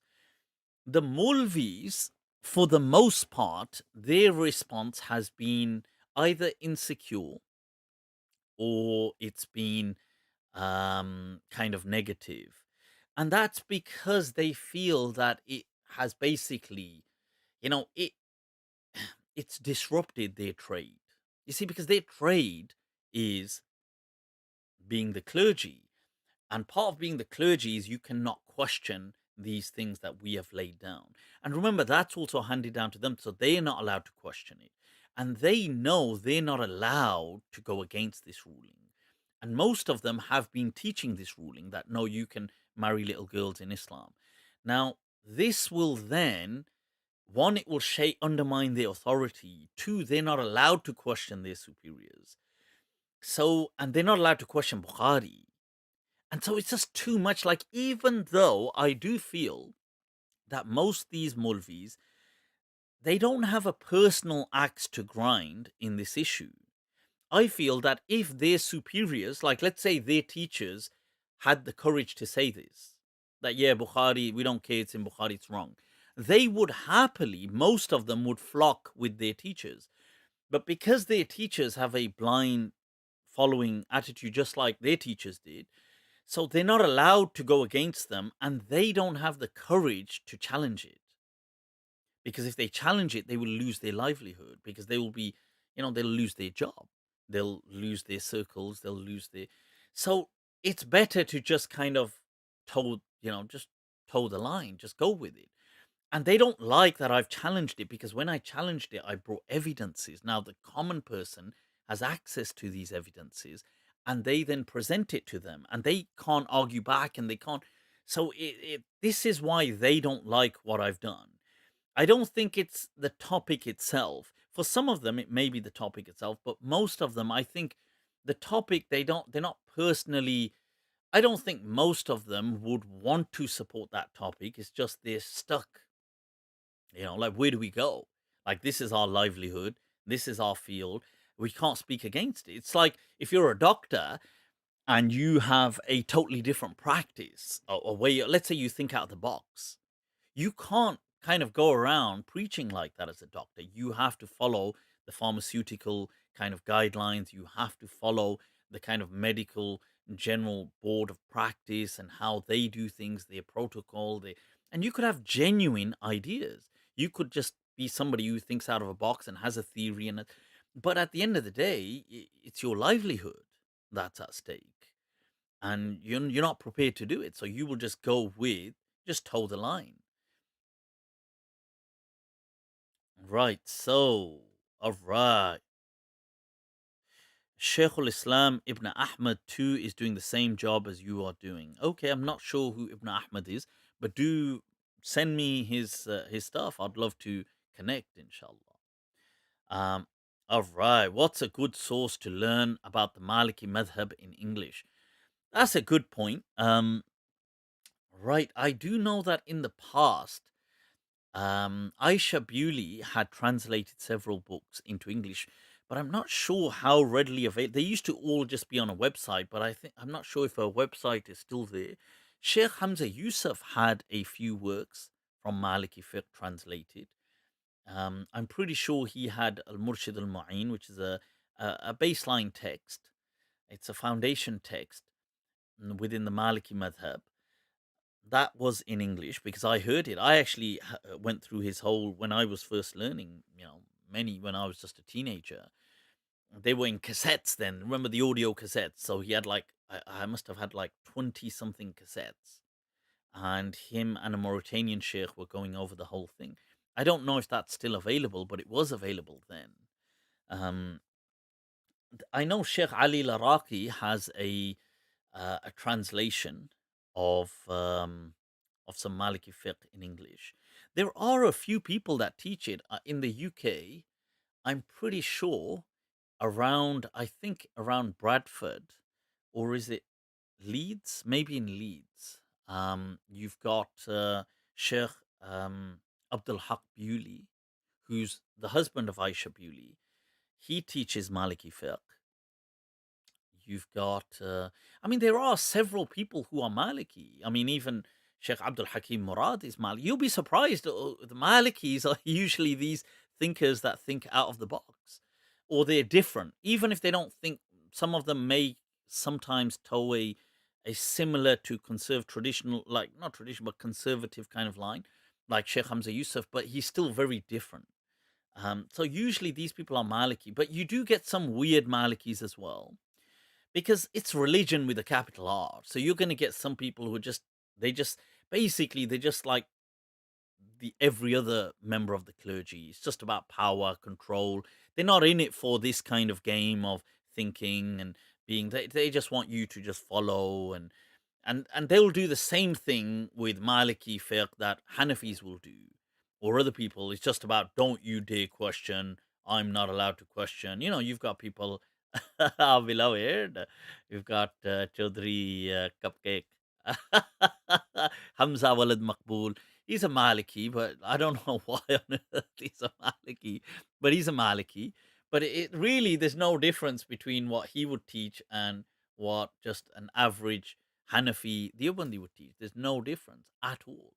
Um, but so you do get people like that, and you get some Malikis that are very, very harsh and they want to control, make everything haram. And I had somebody, in fact, somebody sent me a question or answered by Sheikh Rami Nasur.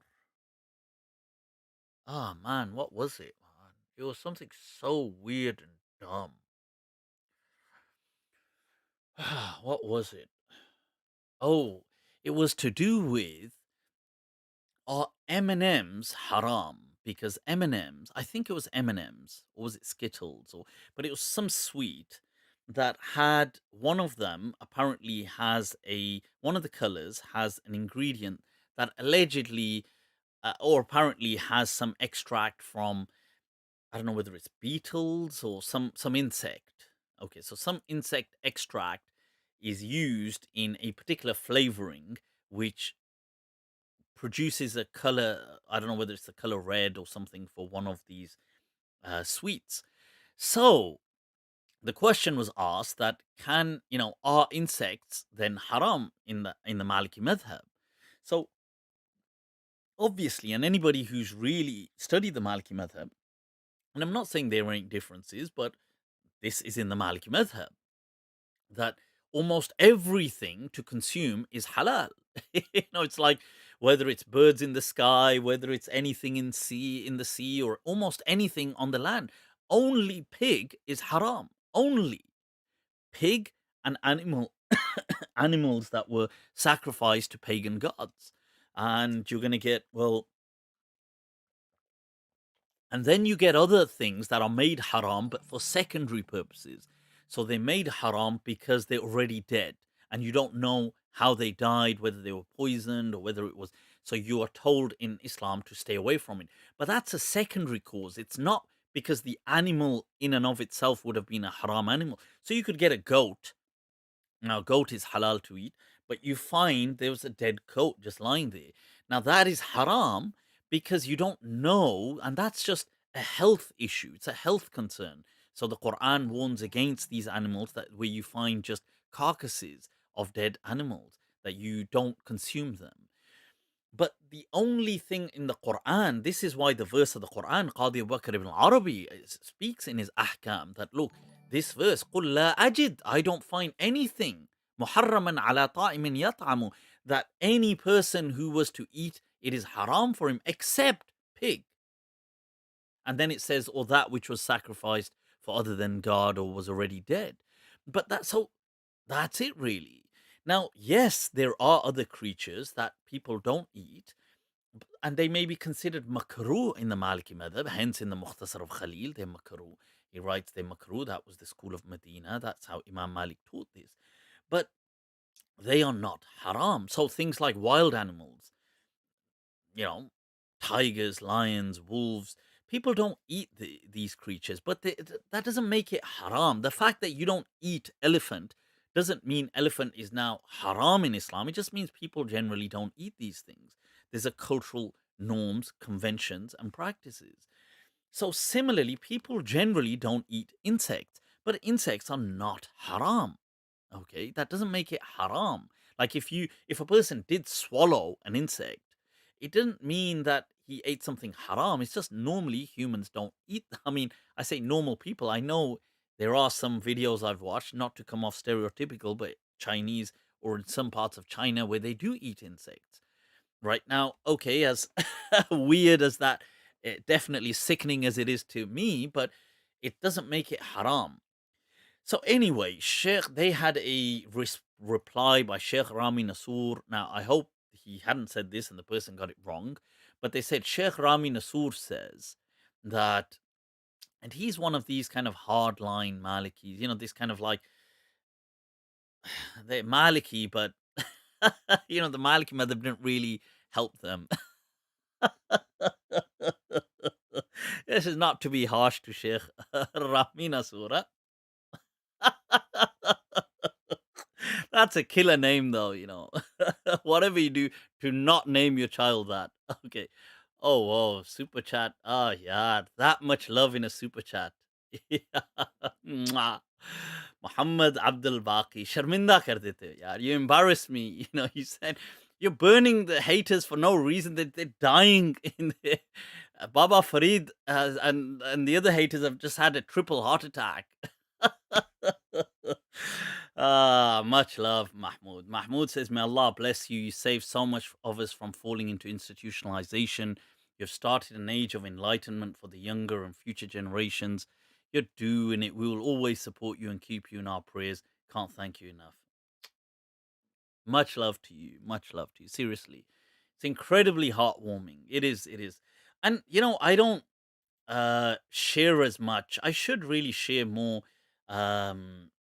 positive things, because people see a lot of the hate and they don't really see so much positivity, and I should share it more. But it's just it gives like a triple bypass heart attack. It's like there's they go into cardiac arrest, the haters do. I have to have some mercy on them. All right. So Sheikh Rami Nasur, he said that no, we should refrain. Insects should not be consumed according to the Maliki madhab. Okay, I don't know. He said because we're not sure whether the person who killed them was a Muslim. I was like, what? And he said, and they wouldn't have slaughtered them. I'm thinking, yaar, what the hell is he on about? What are you on about? He's like, the cat is the right way to kind of slaughter. Zakat, not zakat with a zai, but dhal. The dhal, zakat, is, or tadhkiyah with a dhal, is to kind of do the ritual slaughtering. So he says, well, because one, we don't know who killed them was a Muslim, and two, the right zakah the kind of right slaughtering, ritual slaughtering, would most likely not have been carried out on this poor, I don't know, spider. Oh, this ladybird. You're doing it. You're doing it, Sheikh Rami. You're doing it. You know that. That's man. I don't know about anyone else, but Ramina Sur. That's man.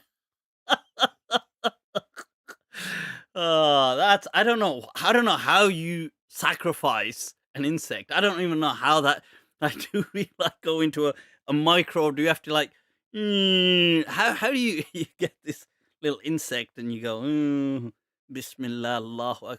I mean does blood have to come out of it? How does it work? Does it like like get a needle and go it's just it's crazy, man. This stuff. People Mhm. So there is no such thing as sacrificing these creatures, okay? None of the only creatures who are sacrificed in Islam, as in there's a ritual slaughtering, is only the kind of docile, the domesticated animals. That is it. Like poultry, you're gonna get whatever normal kind of farm um that kind of lifestyle, pastoralist kind of lifestyle animals that people have generally, they are they have a ritual slaughtering, like goat, sheep, cows, camels, things like that. Anything else, chickens, of course, anything else that is generally, it's just out there, they are just hunted. So by any means, whether they are shot or arrows or fished out or, if people were into eating insects, they just crush them or whatever. That is it. It doesn't, there is no ritual slaughtering. It's not like, okay, here's this little cockroach and I don't know who wants to eat cockroach, but here's this cockroach. Pakad sale ko. Get this cockroach, get this knife. You're gonna go, Allahu Akbar. Even the cockroach is like, Abe salo. He's like, yaar, kahan pas gaya hu? I've been cockroaches in ISIS land. Like, what the hell? I don't know, man. I don't know. So everything, yeah. Right. So, Riz, much love for the super chat, man. Much love. Mods are out of control. Also, what does Maliki mean? Right. Mods, please do show love to the people. Right. Zara. Ole ole. Ole ole. Ole ole. Keep it light, man. But people who are trolling, obviously, the ritual ritual. Right. So let's take a look, man. What is going on? I'm sure the.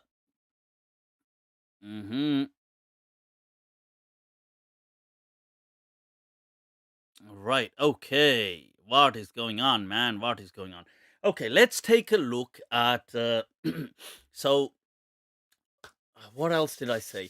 Right, on Ramadan, I was going to speak a bit about Ramadan as well, but I'll tell you what, we'll squeeze in one session before Ramadan begins, because usually during Ramadan I don't do Monday nights, but I will still do some Q&As and stuff like this. I'll do stuff like that. And I'll stream some more of the Arabic stuff. I've got all those videos to stream. You know what it is? I need to get some assistance in it. Make a little harem over here. Oh, it's Ramadan. Right, so I'll stream some of those Arabic lectures and Arabic lessons.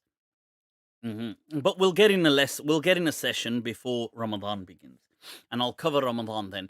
But briefly, I will say, because people, some people ask me to speak about for Ramadan. Look, spirituality. I don't like using that word because I feel the word has been hijacked. Okay, I like the way Dr. Lombard had mentioned, Joseph Lombard, of taqwa as reverence, to reverence. And I feel that that is really what taqwa and this spirituality, when people say, is really meant to be. And that was what is behind fasting. لَعَلَّكُمْ تَتَّقُونَ, to be reverence, or he said to reverence. Now, what what that simply means is, in simpler terms, is to strengthen a bond, to have a bond between you and God. Now, what nourishes the soul? Yes, of course, things like reciting the Quran um, is an ultimate, nourishment for the ruh, and that's always there. I would say that, look, even if you read a bit every day, a few lines even, alhamdulillah, that is something. Okay. So, because sometimes some people are overwhelmed by trying to read a juz a day, and then they just don't read anything. And so that is amazing. Even if you just read, if you don't read a juz, you read a page, or you read a few pages, or you read a few lines, or you read anything. I think that is, one, it's very doable, and two, it it strengthens their personal bond. The other thing is, believe it or not, just making dua on a personal level. You'll be surprised that that is a key fundamental feature in strengthening your bond, and that is something that is actually described in the hadith as mukhul ibadah, as the kind of, it is the marrow within the bone of ibadah. It is it is just dua. And I would say, from a social element, things like charity, being charitable, which people are anyway during Ramadan especially, and that I think Muslims are very good at. But also other things, I and I'm not saying this. I'm saying this now. I'm not saying you need to do this within Ramadan now. This is just in general, okay? Just generally, things which strengthen your inner core. And it could be learning, it could be poetry, it could be art, it could be music. I'm being very serious, that things that strengthen a person from within. Like, we for too long have only, this is why I said I don't like the term spirituality, because it's kind of got hijacked by an institutionalized religious spirituality, as being like almost only what monks would do. This is being spiritual. So if you want to be spiritual and deepen your spiritual core, you need to pray 100 nafal. I mean, I honestly don't see how that would strengthen me as a person, my personal core. If anything, it would just make me dislike it further as a person. I'm saying this as a person, personally. I mean, maybe to some people it works wonders for them, but to me it doesn't. Whereas me as a person, I may find poetry being so, it enriches the soul. And maybe music, to some people, it's interesting that they say, that there's it's proverbial that the nourishment of the soul is music. But okay, and there's different, when a person says music, there's different types of, I don't mean just partying kind of thing. There's very meaningful musical notes, often instrumental, just instrumental, that they strike chords. It's amazing, and I've spoken of this before, how certain musical notes, they immediately evoke sentiments, such as emotions like sadness, or reflection, or sorrow, or sometimes joy, or, and just the musical note does it, that it's so mathematical how it works, and we don't even truly understand that. And I remember mentioning that when I did that review of the book, The Cosmic Serpent, how he mentions the shamans in all traditions mention that the way to connect to consciousness is through sound.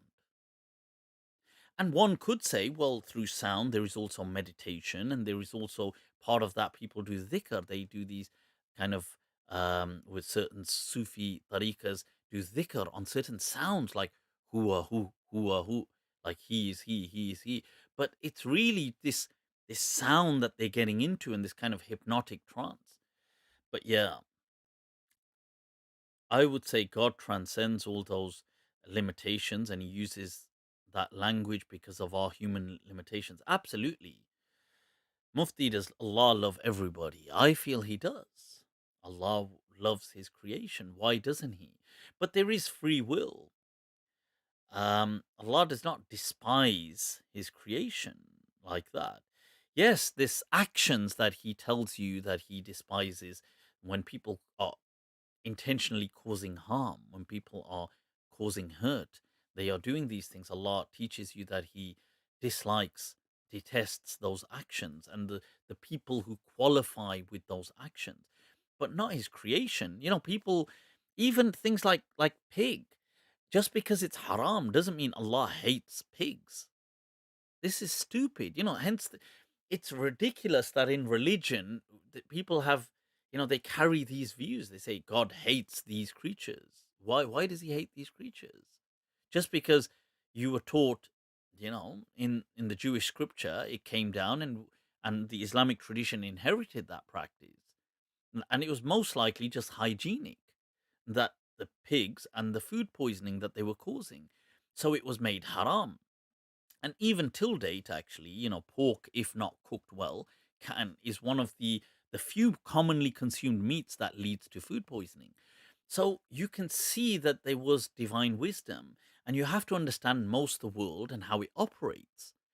So, okay, something was made haram, and that ritual has been kept as haram. It doesn't mean God hates pigs.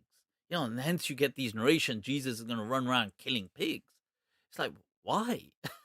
It's like, it doesn't make any sense. These are God's creatures. Why is he gonna, you know, if God hated them that much, why did he make them? That too, according to these people, they deny evolution. So according to them, God just made pigs one day. They just didn't exist, and then pigs existed, and then God just was angry with them. I mean, he did it.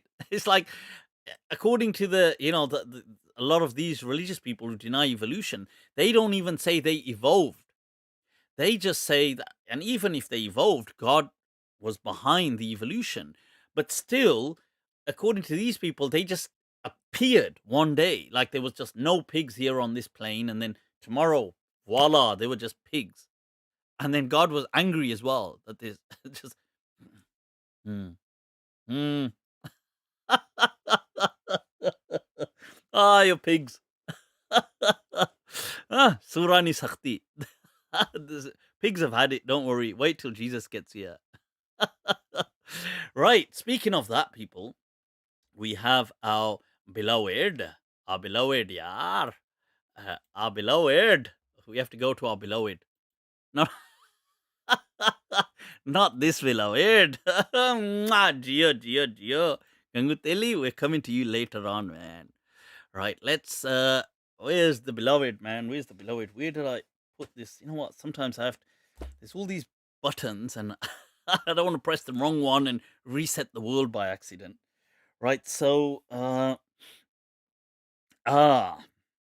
Right. So, taking a brief look at our beloved. Let's take an academic look. Let's remove ourselves from the emotional back and forth. So we have Abu Huraira, we have Jabir ibn Abdullah, Ibn Mas'ud, Ibn Umar, that the ahadith about the return of Jesus are mutawatir. And this is a huge thing that we cannot just simply dismiss and ignore. Just going to it's a fact, not a controversy. Isa coming back became a standard motif of many books of theology. It's not something that is just found at random. It is found in many dozens of works of Sunni theology. For any Malikis in the audience, the dawns of the Maliki school. So Malikis in the audience.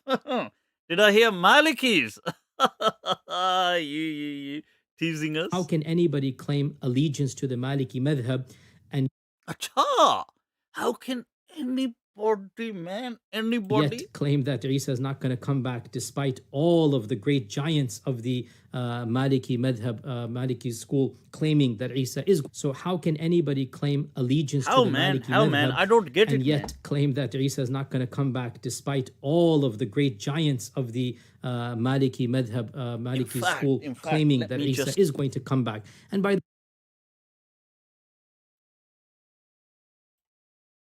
Oh, man. Sorry, man. the way, the notion that Imam Malik does not have this particular hadith, it's neither here nor there. Imam Malik, read in that Imam Malik didn't believe that Isa is coming. This is a huge claim Oof. of them. And Yeah, our style is that as well, that we make huge claims. ये छोटे-मोटे claims हमें suit भी नहीं करते यार. We have to make huge claims, huge claims. only the philosophers and those who don't believe in any religion, the Malahida, basically have denied this. Mulhids. Muhammad Abdu's school Muhammad Abdu's getting it for free. is very skeptical of miracles, very much in line with trying to take modern notions of liberalism and of whatever the notions are and to make them mainstream Islamic. Very skeptical of the signs of the Day of Judgment. Skeptical of hadith overall. So there's this school that's very well known, Mahmud Abu Layth type of people, well known. لا يؤمنون. This is the criterion between those who believe in ghaib and those who don't believe in ghaib. And that's basically one charge short of kufr. Allahu Akbar. Let's take an this academic is look. Let's remove ourselves from the emotional back and forth. So we have Abu Huraira, we have this one man, and there were some companions he's mentioned. Jabir ibn Abdullah, Ibn Mas'ud, Ibn Umar. Mas'ud. Right. So man. So here it is. So we're going to take a brief look today, once again, continuing with the series Disclosure with a Big D. Because this is what we didn't have. And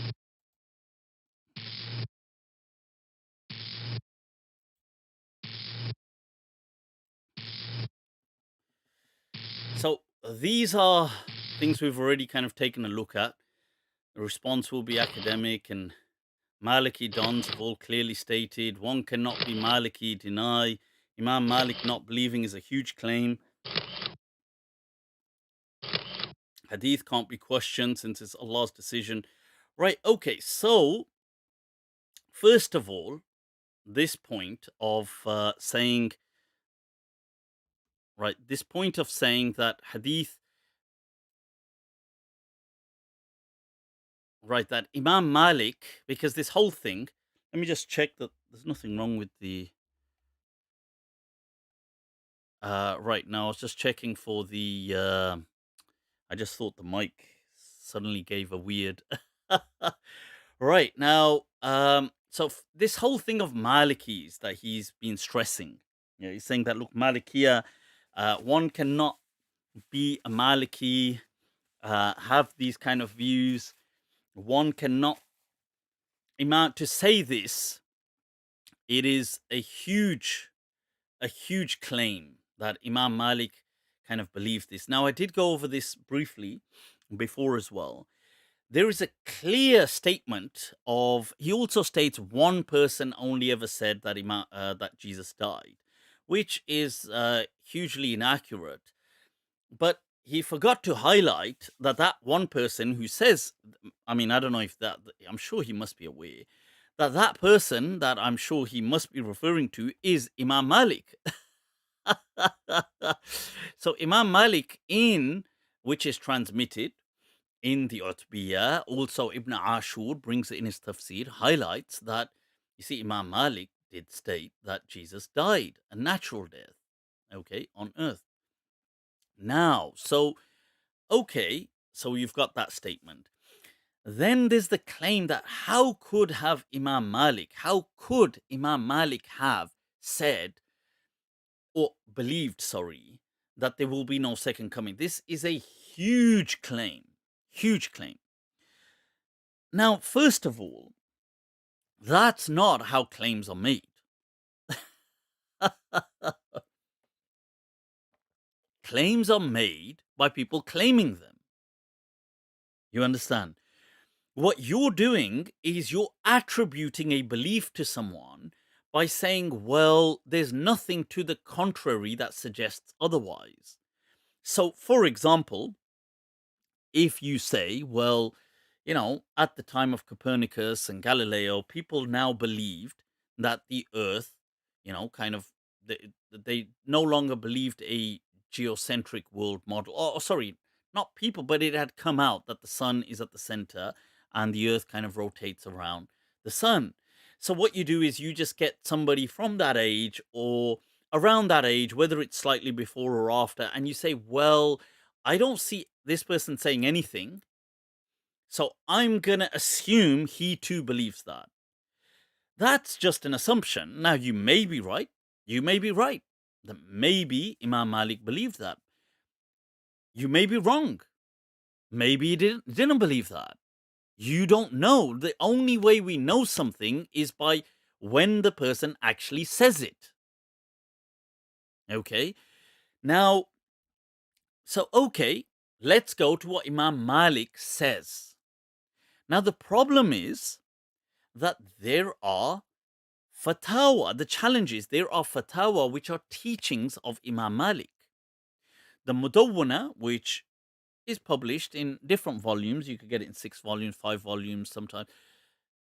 It has approximately 35 or 30,000 fatwas from Imam Malik in it. He never teaches which are to do with faith, which are to do with belief, which are to do with practices. He never teaches you that, oh, I'm telling you that you should, or that we should believe in the second coming of Jesus. Never. Never says that, not once. So, let's move on. What's another thing? Imam Malik was also a hadith scholar. Oh, but sorry, pause there. What we do have, though, is a statement from Imam Malik that Jesus was dead. He died. Mata, he died. We do have that. On the other, right.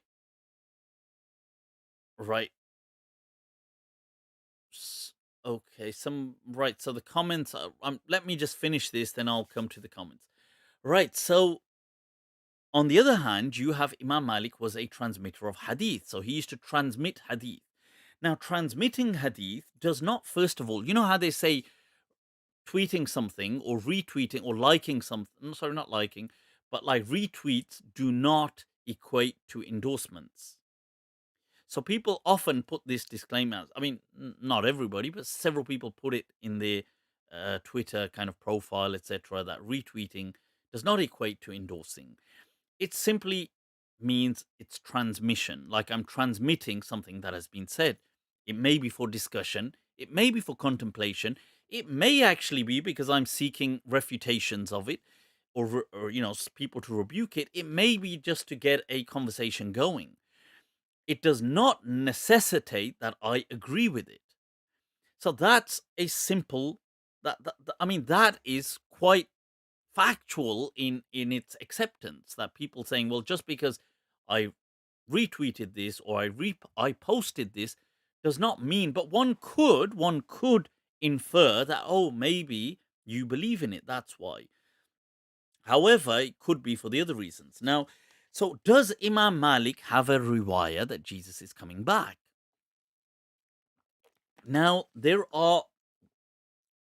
is one narration, not in his main piece, but there is a narration that some people had transmitted from him that he had transmitted. And this is a hadith, a riwayah. It is not a statement. It's not a teaching. It's a riwayah. In there, he states that, oh, people, it's been said that Jesus will come at this such and such place. Now, what we do know is Imam Malik, towards the end of his life, removes that.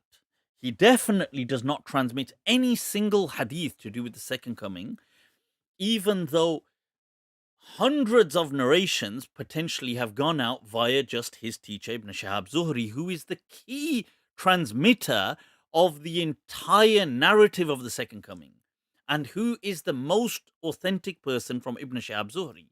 According to hadith scholars, it's Imam Malik. He is the most authentic transmitter from Zuhri. Imam Malik, towards the end of his life, stops transmitting from Zuhri and actually keeps thousands of narrations of his locked up in a chest of drawers, which he has, or some kind of chest container. Now, and it's only after his death people discover them. But he had said to people, I refuse to teach what Ibn Shihab Zuhri, because he realized a lot of what he was teaching didn't add up. So, okay, that's one important point. I have said that before, but just to reiterate that. The other thing is Imam Malik in his Muwatta brings hadith which he openly does not follow, but he's bringing them for these other reasons. Sometimes he's very vocal. He says that we do not practice. Here is the hadith. We don't follow it. Imam Malik says in his Mutawwana, yeah, there's a hadith that if the saliva of a dog is impure. He says, I don't know what that hadith is on about, because the verse of the Quran says you can use hunting dogs. He says, قَدْ جَاءَ هَذَا الْخَبْرُ وَلَا نَدْرِي مَا حَقِيقَتُهُ. Don't know what it's on about. So just because Malik transmits that hadith, that the dog, being impure, but he says we don't follow it. Sometimes he doesn't comment. So, for example, I just answered the question just a few minutes ago, what is permissible to eat in the Maliki madhab?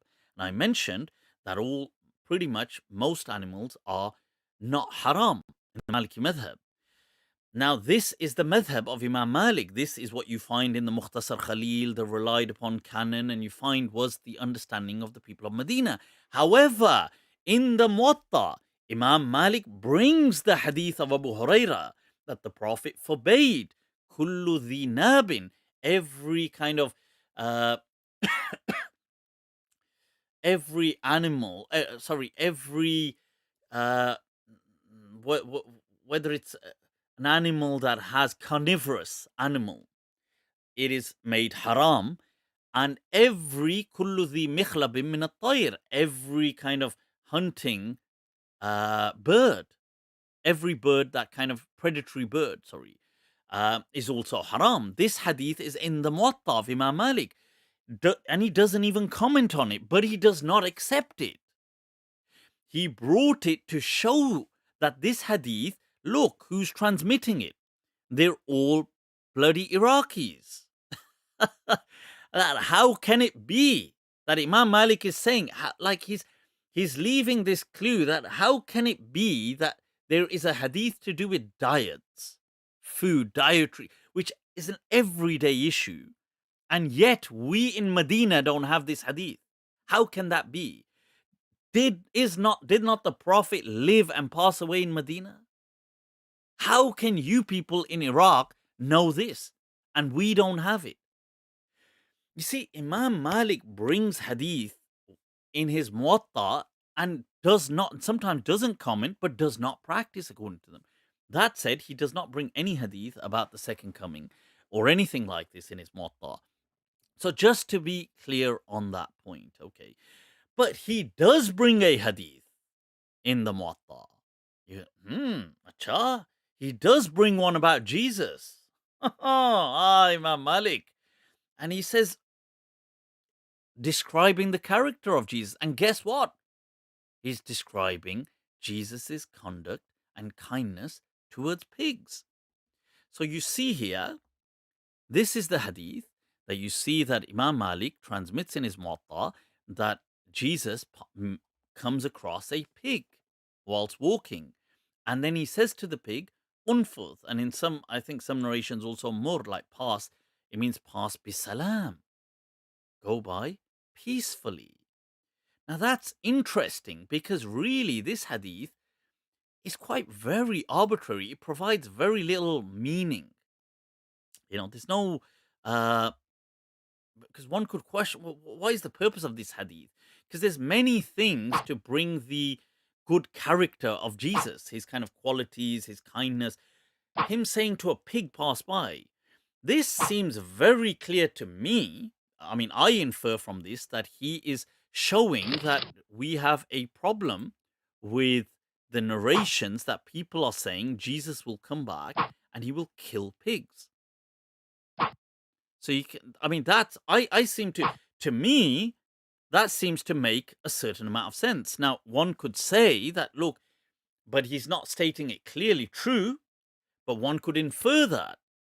It doesn't seem like such a huge claim that Imam Malik didn't accept these hadith of the second coming and accept that Jesus killing pigs, and by one removing every single such narration from his book, not having any transmission in his book, never teaching it as a fatwa. Never. Like, where does he teach this? Where does he say?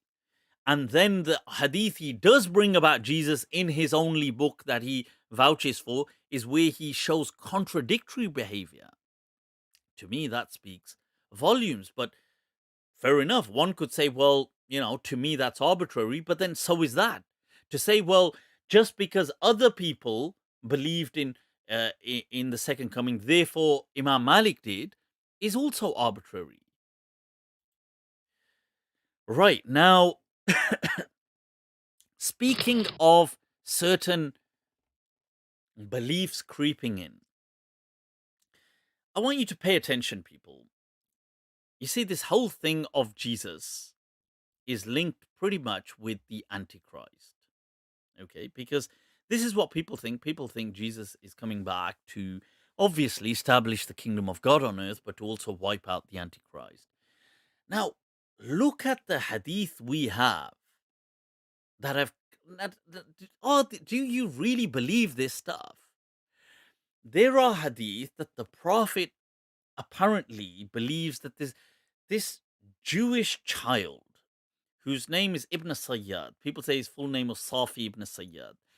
This guy, Safi, or Ibn Sayyad, he's known as, was a child when, they say he was a child when the Prophet had moved to Medina. He was a little kid. So at this time, he might have been what? Let's say, apparently, years have passed because the Prophet lives in Medina for several years. So he might have at this stage been 11. I don't know. Let's say, because this couldn't have been in the final year of the Prophet, but even if you move forward a few years, maybe he was 10 by this stage. They say he was a walad saghir, when, very small child when the Prophet moved to Medina. So even if you add on 5 years, 6 years, 7, like he's probably around 10 or something.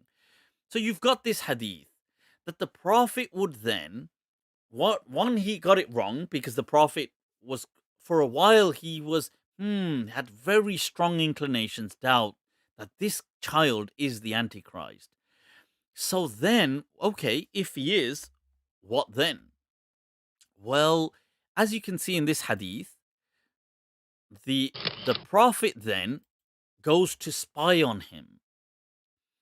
And look at the narrations. Once again, these same people, you have that he was quoting for the other hadith. You'll have this from Jabir, Ibn Mas'ud. You'll have this from Ibn Umar. These same narrations you're going to have. That here, the Prophet is going, look, wahwa, and you can read the thing, that he was tafiqa yattaqi. He's kind of like trying to hide between the trees, the Prophet is. And wahwa yakhtil, and he's kind of deceptively, and I'll bring up the definition as well, deceptively spying on, trying to hear Ibn Sayyad, this little child who's around 10 or 11 or whatever, but he's a kid. Without trying to hope that Ibn Sayyad can't spot him. And it says that in the hadith. It says, قَبْلَ أَنْ يَرَاهُ Ibn Sayyad فَرَآهُ رَسُولُ اللَّهِ صَلَّى اللَّهُ عَلَيْهِ وسلم وَهُوَ مُضْطَجِعٌ عَلَى فِرَاشٍ فِي قَطِيفَةٍ. So the Prophet sees him lying in this kind of like he's got this little blanket, it mentions, and he's lying down. So the Prophet is spying on him. And he says, لَهُ فِيهَا زَمْزَمًا. Some people read this as a ramraman. Some people read it as different, but they translate it as he's muttering utterances, but he's mumbling something, saying, but you can't, it's not clear what he's saying. So the Prophet's trying to spy on him, and he's going between trees, and he's hiding, and he's trying to spy on this child. And why? Because this child, the Prophet thinks, is the Antichrist. فَرَأَتْ ibn Sayyad Rasulullah. But his mother, Ibn Sayyad's mother, sees the Prophet spying. and hiding behind trees, and he's running and he's trying to tiptoe close to Ibn Sayyad. And then, um, and he says, look, and his mother saw him, وَهُوَ يَتَّقِي بِجُذُوعِ النَّخَلِ, and he's hiding behind these kind of palm trees, the Prophet is. And the mother sees him and she says, فَقَالَتْ لِبْنِ سَيَّادٍ يَا صَافِي, because his name was Safi, that's what they say. هَذَا Muhammad. She says, look, this is Muhammad. He's there. So the Prophet says, so he catches the Prophet out. So he's like, oh, Prophet's spying. So the Prophet says, لو تركته, if only she hadn't warned him, لبين, we would have found out today if he was the Antichrist. The Prophet's getting caught out spying on a child who he's very, he's got a good hunch, according to this, that this person is the Antichrist. A kid living in Medina. Okay. I mean, where is revelation? Is this how, prophets behave? Is this not insulting to the character and the honor of the Prophet sallallahu alaihi wasallam? Do you see this kind of behavior in any other hadith? This is how the Prophet used to go around. The Prophet had an immensely dignified character. He didn't used to run around hiding behind trees, spying on children, trying to, I bet that kid's the Antichrist, I'm going to find out. Is this not absurd? And this is a hadith in Sahih Muslim, and you have its variation in Bukhari. Right? So, now there you can see the definition. Look, وَهُوَ يَخْتِل. This is from the commentaries, Ibn Sayyad. And they mention يَخْدَعْ, he's trying to deceive, to deceptively spy on, means يَخْتِل, which was the word used in the hadith. يَخْدَعْ Ibn Sayyad وَيَسْتَغْفِلُهُ لِيَسْمَعَ شَيْئًا مِنْ كَلَامِهِ. That he's trying to deceptively hide and spy on him so he can hear what he's saying. Right. So him and the companions can know. Okay. Although this is the Prophet who has revelation.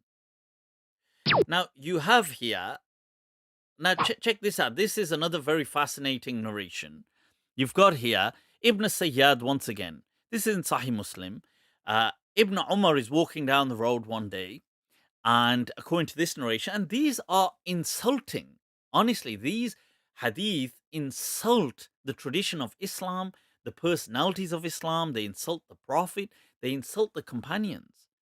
According to this narration, Ibn Umar is walking down, as you can see. Look, في بعض طرق المدينة فقال له قولا أغضبه. So he sees Ibn Sayyad and he says something which makes him angry. Okay. فانتفخ. So he started to blow up, as in like, started to kind of like, first of all, intafakh is to get kind of like full and bloat. But he started to get so big, حتى ملأ السكة, until the whole road, the whole street, he had filled out the whole street. This is who? Ibn Sayyad, right? So this is in Sahih Muslim. I'm not making this up. This is in Sahih Muslim. Look, you can read the text there. حتى ملأ السكة, until he was as large as the whole street. He's kind of like, whoa. And فدخل ابن عمر على حفصة وقد بلغها. So he, obviously, Ibn Umar, according to this, legs it. Like he escapes anyway. He gets away.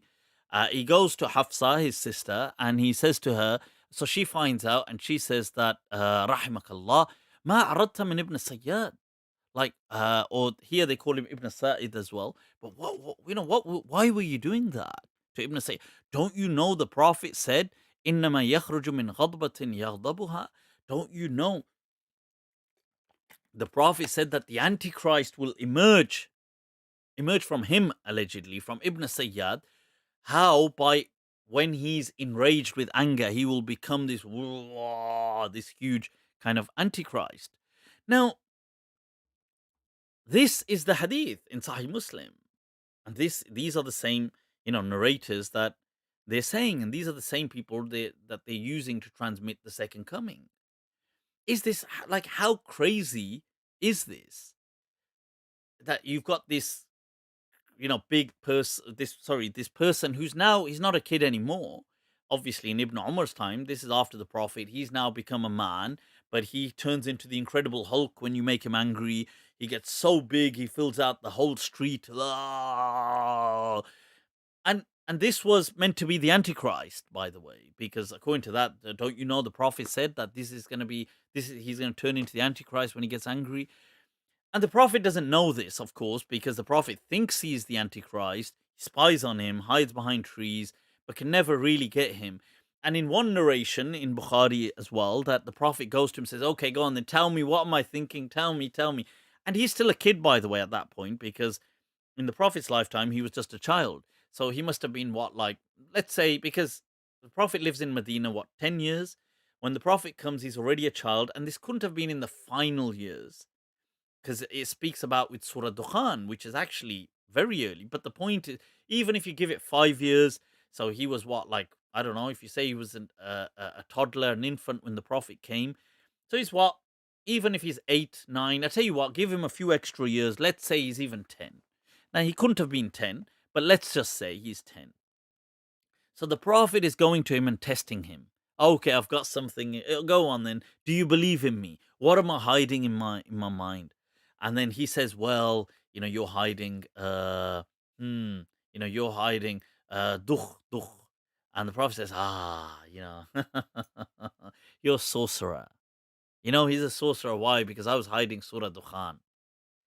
I mean, is this how the Prophet interacted with people? Is this how the Prophet, I'm going to catch out this kid who is what? The Antichrist. And I thought the Prophet said that the Antichrist can't enter Medina. And I thought there's a hadith in Sahih Muslim that the Antichrist was already a grown beast that was hidden on an island with Jassasa, with Tamim al-Dari gets shipwrecked. And then he lands on that island and meets him. And he meets him and comes back and tells the Prophet. That's in Sahih Muslim, isn't it? And the Prophet describes, Tamim al-Dari says, he was tied up in chains. He was this huge kind of beast of a man, and he was there. And he said, has a person emerged in Arabia who claims to be a prophet, etc., etc. It's a fabricated hadith, of course. But the point is that, does that not exist? But here the Prophet's maybe it's Ibn Sayyad who's in Medina. And in another hadith, the Dajjal is going to come from where? He's going to come from the east. He's going to come from the east. Okay. In another hadith, no, he's going to come from Iraq. No, in another hadith, he's going to come from... Remember Abu Dawud al-Tayalisi, who got dissed by the Asbahan people. He's going to come from Asbahan. Shabash. In another hadith, I think there's one about Yemen or something as well. How do you... I mean, this is revelation, isn't it? The Prophet's not just guessing. Is the Prophet just guessing? It's meant to be revelation. What's up with all the different, the angles going on? Is this not insulting to the Prophet, sallallahu alaihi wasallam? That this, this is this person. So these are some of the examples I'm just putting before you guys to kind of think about. That look, well, this, and these are these Sahih Hadith. This is what Jesus is coming to kill. Although some of the narrations. Now, when it comes to folklore, beliefs having crept in, Yasir Qadi Sahib. You're doing it. Right? So Yasir Qadi Sahib, what he says is that how to claim that anything could have crept into Islam would have basically just ripped out the foundations of Islam. I don't know how that opened there. One moment. Let me just... Right, so he says that to claim that would mean that you would... right, you would... What this one, man? What this one? I'll have to look for that key. But so he says that this is to claim that the whole of Islam has been made, it's been made, it's had its foundations ripped out. If that's the case, isn't that's the case, isn't it? So this is the Jal with a big D going on. So if we take a look here, folklore. Now something, as equally, I just want to show you, as equally equally validated by these same scholars is the concept of the Mahdi. The Mahdi is this rightly guided figure that Islam needs for its salvation towards the end of time. What's funny is, first of all, I find this concept disrespectful to the Prophet, because the rightly guided person for this ummah was the Prophet sallallahu alaihi wasallam. There is no Mahdi, there is no rightly guided after the Prophet. This rightly guided savior for Islam. That is the Prophet sallallahu alaihi wasallam. And I find it insulting that people would say that after the Prophet, a rightly guided Imam of this whole Ummah will emerge and will then precipitate the salvation of this Ummah. I mean, is that not the Prophet sallallahu alaihi wasallam? Oh no, he began the process, but you need a really rightly guided. You need, like, obviously it's not, the Prophet isn't enough. He's good. Of course they're going to say he's good, but he's not enough. You need an Imam, this great Imam who will, the great Imam, he will, he will set it all into motion. So you think, well, okay, what is the job of this Imam, by the way? What does this Imam do? Because he's not going to fight the Antichrist, because that's obviously Jesus's job. He's not going to establish the kingdom of God on earth, because that's Jesus's job. Obviously, our prophet couldn't do that either, according to them, because our prophet didn't establish the kingdom of God on earth. He didn't make all animals vegetarians, and he didn't eliminate world poverty, and he didn't, our prophet couldn't do that, according to them. He wasn't allocated the task. Why? Why allocate it to the Prophet Muhammad sallallahu alaihi wasallam when you've got Jesus Christ, our Savior, who only God can entrust such a task to establish the kingdom of God on earth? It needs to be Jesus Christ.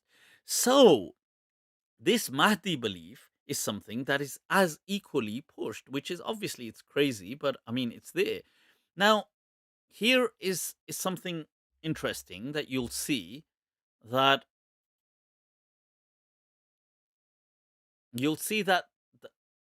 these beliefs, like the belief of the Mahdi, was also invented, and it was crept into Sunni Islam from a Shia understanding, and people like Ibn Khaldun, the Maliki, from hundreds and hundreds, you're talking at least 600-700 years ago, who is speaking about this, saying that these things were just invented.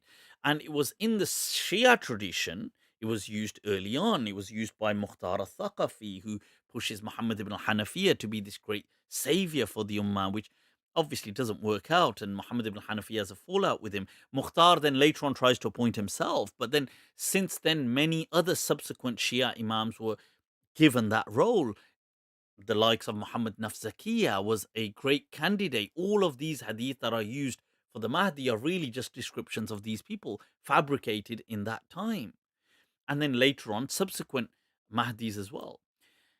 But coming to this point, you also see, look, the legend, the Dawn people, Ibn Ashur. Who was he? Allahu Akbar. Huh?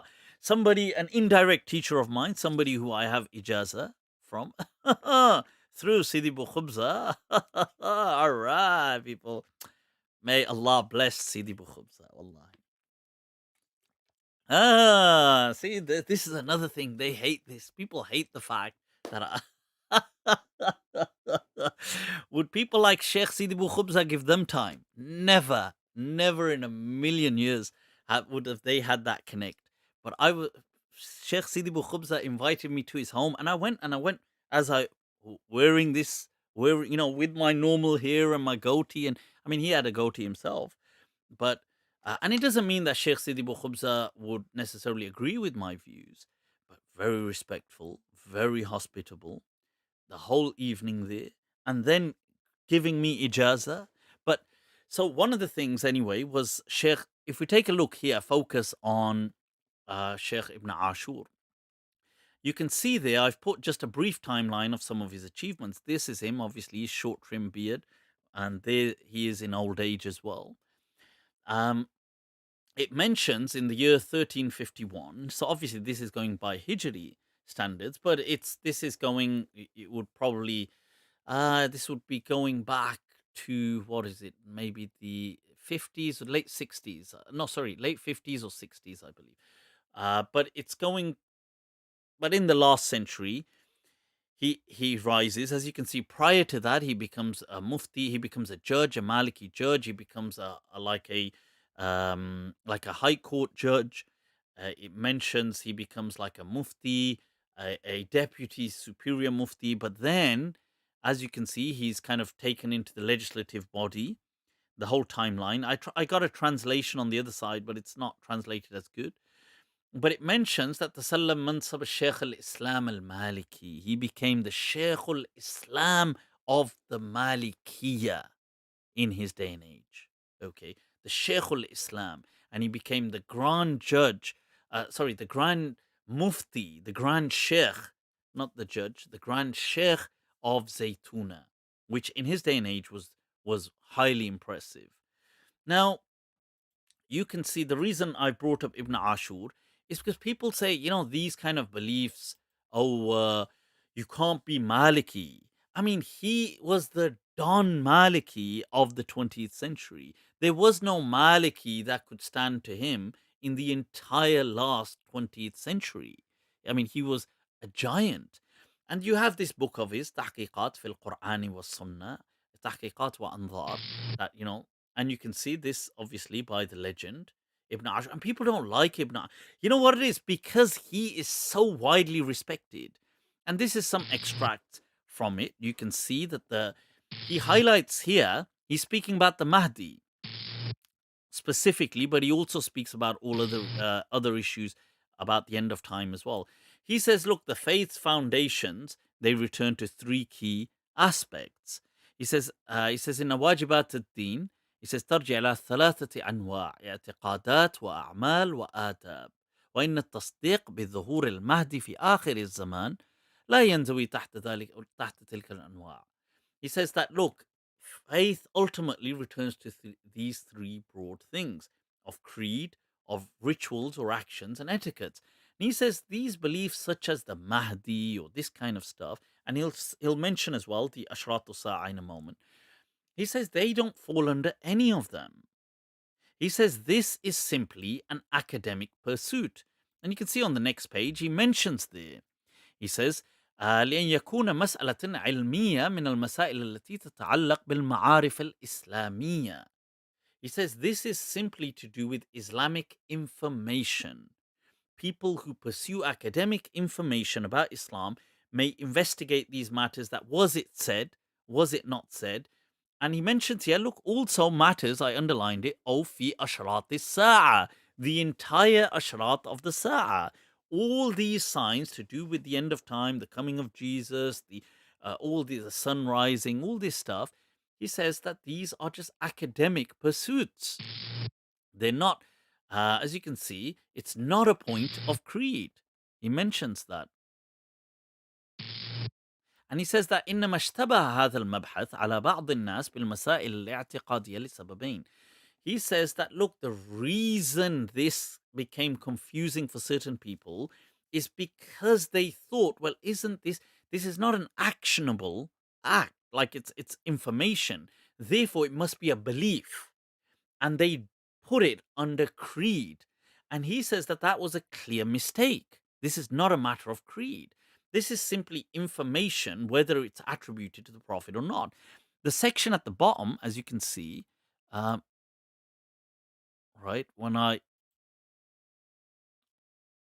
he highlights at the bottom there,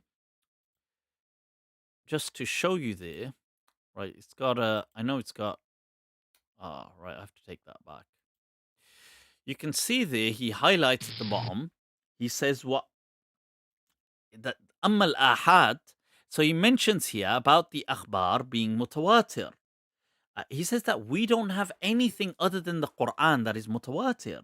And he says, look, قال علماؤنا, our ulama have said, ليس في السنة متواتر لتعذر الوجود. That because it's impossible to have people having transmitted in such a way, all the way that it would reach such certainty. These are, that's just a blagging statement. And he goes on to highlight that, look, really, لا تجد علماء أصول الدين مشتغلين بهذه المسألة. You won't find ulama actually caught up in these issues or being so preoccupied by them. And he goes on to highlight possible scenarios of how these things crept into Sunni Islam. And he uses the Mahdi thing here as an example. And he highlights here as well, look, how كيف نشأ القول بالمهدي المنتظر. And he mentions, look, there's all these things to do with Bani Umayyah and other things and how they crept into Islam. And he gives a whole, and this is available in his, and you can see here, look, he mentions, what about the hadith that have come here? And he says, إذا علمت حال أسانيد هذه الأخبار المروية, he says, Abu Dawood, Tirmidhi, Ibn Majah. Obviously, look, the Mahdi doesn't, this hadith, it isn't even in Sahihain. They kind of attribute it to Sahihain. But yet the scholars claim it's mutawatir. They claim there's ijma' on it. They claim all these broad claims about this rightly guided figure that is supposed to be welcoming Jesus when he comes. And he says that these things clearly فتكون هذه الأحاديث من قسم الحديث الضعيف. This is from weak, unacceptable hadith. As you can see, this is who? The Don Ibn Ashur, the Shaykh al-Islam of the Malikiyah. And you can see here, look, Qawl al-Imam Ahmad. And now this is an interesting statement from Imam Ahmad where he says 3 things have no foundation in Islam at all. They're just fabrications along the way. Or people have taken a bit here, there, mixed it together and made something. And he says a tafsir, al-Maghazi, the battles of the Prophet, most of them were kind of just invented. And he says the tafsir of the Quran that's attributed to classical, like Sahaba, etc., is mostly made up. And Malahim, these apocalyptic battles, the Armageddon and stuff like this that will go down at the end of time. These things are just made up. And you've got that. But this, now people will say, no, Imam Ahmad never meant this. He meant something else. But the question, how can one be Maliki? They can not only be Maliki, they can be the Shaykh al-Islam of the Malikiyah. And people will say, oh, only the Malahida and the philosophers and the Qadianis and these people will believe this. And we've already taken a look at this, so I won't go over this part. Ijma, highlighting the absurdity of Ijma. I went through that previously, and that should, if it's not a clip already, it will be made a clip very soon. And I showed that there was, forget that, there wasn't even Ijma in the other... that's that make it rain hadith of the sperm bank. But the point is that this matter being indisputable, this being an indisputable, and one has to, be academic, Oh, sorry, bhaiya. Let's This take one, an yeah. academic look. Let's Let's remove take ourselves academic. from Let's be the academic. emotional back and forth and led Okay, by the okay. monarch Mufti Abu Ah, Layth like and the- by the the lip monarch shade. Mufti Abu Layth and Monica, oh my darling.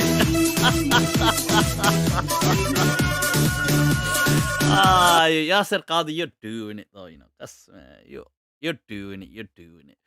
But this is some of the points that just to highlight, and because there was so much in this to unpack, we have to kind of spread it out really, because it gets so overwhelming. But that's already a huge amount, like the Sahihain hadith, these other hadith, the absurdities, the sperm bank under God's throne, the thing of Abu Dawud at-Tayalisi, all of a sudden he realizes, people hate on him in Asbahan, in Iran, and all of a sudden the Dajjal, the Antichrist, is going to come from there. The verses of the Quran, not, apparently alleged by Yasir Qadi Sahib to be so clear-cut, nothing. We've taken a look at all of these. And today we can see, well, actually, no, how can it's such a huge claim from Imam Malik? Why is it such a huge claim? The fact that he transmits Jesus died, the fact that he removed any such narrations from his book, the fact that the only narration he did bring clashes and contradicts with this description of Jesus coming to kill pigs, the fact that he has widely, I mean, we have widely in print his fatwa books with rulings, actual teachings, with answering over 35,000 questions, yet not once telling people to believe in Jesus. Why is this such a huge claim? And then how can somebody be Maliki, but yet look, you've got legends like, right in front of you, Ibn Ashur, who's not only Maliki, but Shaykhul Islam of the Malikiyah, and somebody I consider an indirect teacher of mine.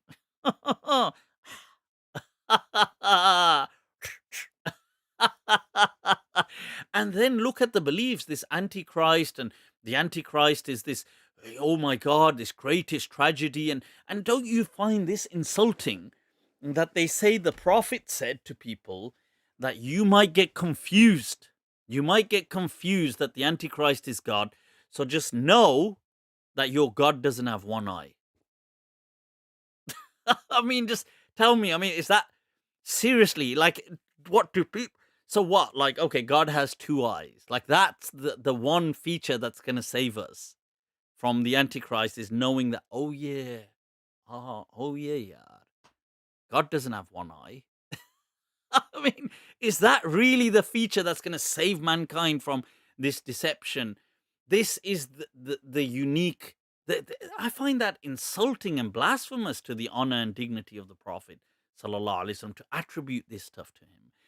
And then the Prophet is what in these hadith in Bukhari and Muslim, he's spying on this kid, he's hiding behind the trees, yattaqi wara an-nakhl, and then he's trying to, what today we're going to find out if he is the Antichrist, and then he gets caught out by his mom, and the Prophet says, damn, if only she hadn't said it, law tarakat labayyan, today we would have found out. And then he's trying to debate this child, okay, what am I hiding? And then this child, according to them, the Prophet said he is the Antichrist when he gets angry, and then in Sahih Muslim he turns into the Incredible Hulk. He's as big as the whole street. And but he's in Medina. Oh yeah, but the Prophet also said he can't be in Medina. Oh yeah, but the Prophet also said he was on an island ship where Tamim ad-Dari got shipwrecked, and he was a totally different person, wasn't even from Arabia. Oh yeah, but the Prophet also said, wasn't he going to be emerging in Asbahan as Abu Dawud? No, but he also said he's going to appear by that lake in the Middle East. Oh, yes. Oh, no, but didn't it say that he was going to... I mean, what is this? And why is this... Why is it absurd to question this being absurd? One would say that, look, this is this not seriously? This is why I would really want Sheikh Yasser Qadi Sahib to come on Mind Trap. Let's have a discussion. Let's have a dialogue on these matters. If they are that absurd, and if they're that simple to destroy, then why not have a discussion? Let's engage in a meaningful dialogue. You can ask me questions, I'll ask you questions. It's good to talk, man. It's good to talk. So, all right. So that's that for today. Disclosure with a big D. Huh? Going down, man. You're doing it with a big D. Mini Dajjal, huh? Mini Dajjal, big Dajjal. So, all right. Somebody said, you can say what you like, but oh no, are you talking to someone else? The lion doesn't worry about the opinion of the sheep like me, man. Oh, meow. You Sheikh Yasser. No, because look, Sheikh Yasser Qadi is obviously he's made such a huge claim in this video, like so many claims, and he has addressed, and this is a respectful dialogue, that it is something which, he's saying that it's impossible, and he's misattributed, and he said like this is some kind of a plot by Muhammad Abdu's cult to kind of like deceive the world, and so many people, they say this last century, so many people have been vocal about this. Deobandi scholars, Maulana Ubaidullah Sindhi, he denied the second coming of Jesus. He denied the Mahdi. He has a book on it. But yet, you see, this is it. It's embarrassing for people. Allama Iqbal, you know something? They don't attack Allama Iqbal. That's interesting, isn't it? Allama Iqbal clearly denied the second coming of Jesus.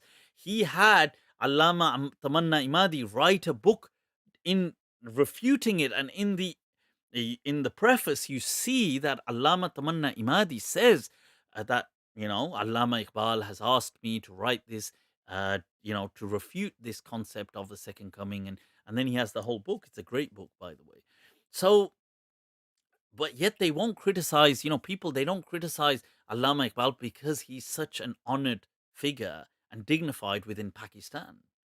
And this is why they're very weary, because, you see, Allama Iqbal was not behind, but he was an inspiration, also served for the creation of Pakistan. And he was incredibly intelligent on matters of Islam as well. They call him Allama, but just because he had a shaved beard. So they're like, but they would never criticize, never call him a Zindiq or Murtad, or never. I mean, maybe non-Indo-Pak people who don't know him, but really, even Sheikh Yasir Qadi would never dare to kind of like hurl these. He might just say, I don't really know about him then. But, because of who he was, but Maulana Ubaidullah Sindhi, a great Deobandi alim, he has a whole book on it. So you have people like Ibn Ashur, this legend, writing about it. You have all the great Azhariyin writing about it. You have all these, these enlightened thinkers. Cool. Let's move on, people. Let's move on. Why Pakistan, the Holy Land? I know. Mo Mallard has asked, is it haram to pee in the shower? Mo, you're doing it, Mo. You're I hope you're not doing it. Yeah, tawbah. These people, man. People, tawbatun nasuha. Right. Look, these people need to seriously. Kaya. We're dealing with the Antichrist, for God's sake, and you're peeing in the shower. What the hell's wrong with you, man? Right, let's move on, people. Let's move on. Right, we also had my beloved.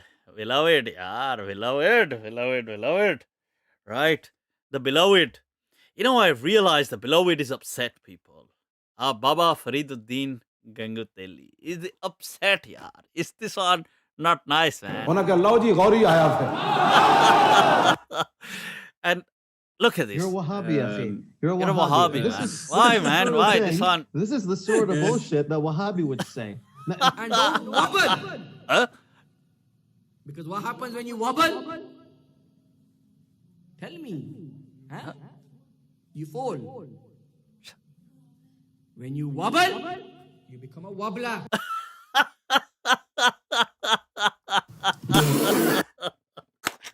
Babio. That's the truth, though, isn't it? They hate that, honestly. They hate the fact that they are Wahhabis.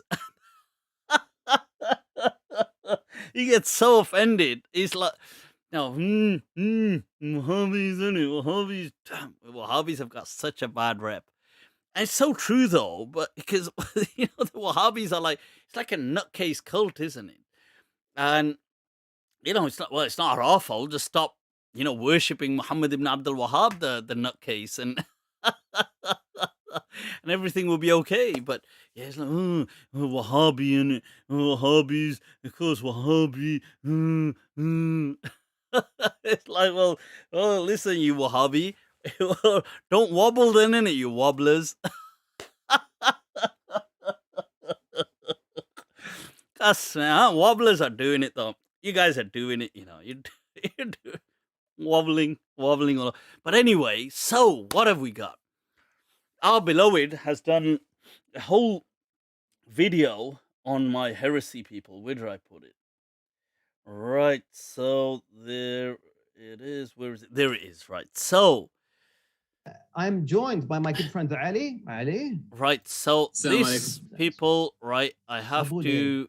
we're gonna let him Right. do most of the talking. Right. We're not gonna. One momentico. Let me just bring this up.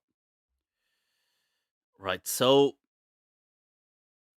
I'm joined by my good friend Ali. Ali, good friend Ali. Assalamu alaikum. Ali. Abu Layth. We're gonna let him do most of the talking. So We're not gonna be basically, what they commenting do on is they everything have that he says a. there. What he does is he lies. He lies openly. He doesn't care, by the way. He doesn't believe that. He has a reaction video. He's decided to bring on his friend Borat.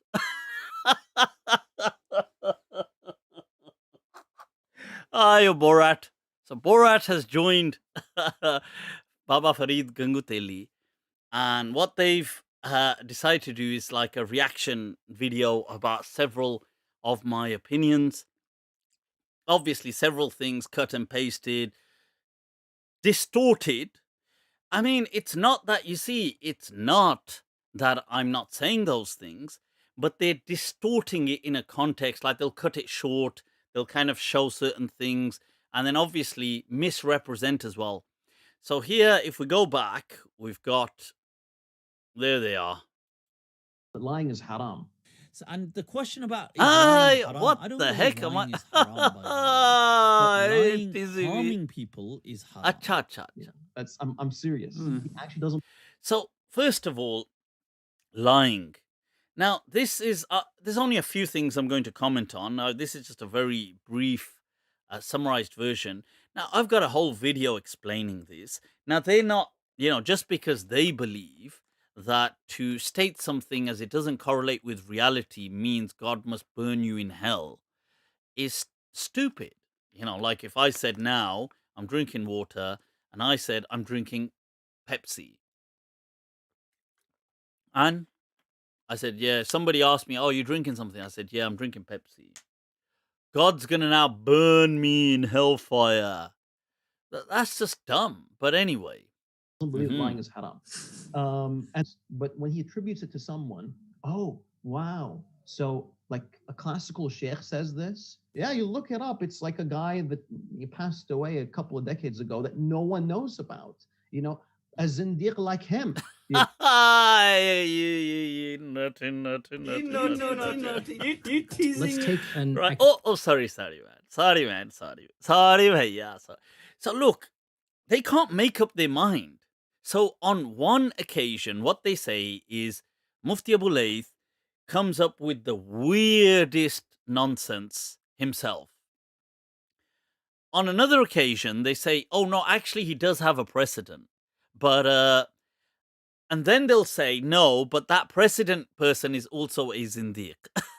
But then they'll say, no, but that person isn't even known. We don't even know who they are. But we do know they too are a zindiq. Hidden kafirs. But first of all, and he says this in his other clip as well, that, he'll quote a source like one person, and he is making reference to Abu Qasim al-Burzuli, who was the Shaykh al-Islam from 600-700 years ago of the Malikiya. He wasn't just an anybody. And he's like, oh, I came across, and he did not come across him. I mentioned him. That's why he learnt about him. It's not like, and I had highlighted that Abu Qasim al-Burzuli had said that the punishments in the day and age of Islam change. So, and this isn't me saying it, I was highlighting that a Maliki Don had said this. And first of all, they said nobody has said this, Mufti Abu Layth made this up, this is just nonsense. But then I show it in the classical sources, I show the books, I show the references, I show how dozens of scholars afterwards endorse it, they practice it, kings ruled by that fatwa. I mean, it's like, and then they say, well, so they were all deviants anyway. But Abu Qasim al-Burzuli is not just anybody, he's like a renowned Shaykh al-Islam of his time. I mean, it's ridiculous to assume these people are deviants. Ibn Ashur is not a deviant by any standard. He was the Shaykh al-Islam of the Malikiya, And they're going to say, he quotes, these scholars from the Indian subcontinent. Whether I've quoted Maulana Abdul Karim al-Athari, who, by the way, was actually Salafi. He was actually Salafi. That Abdul Karim al-Athari.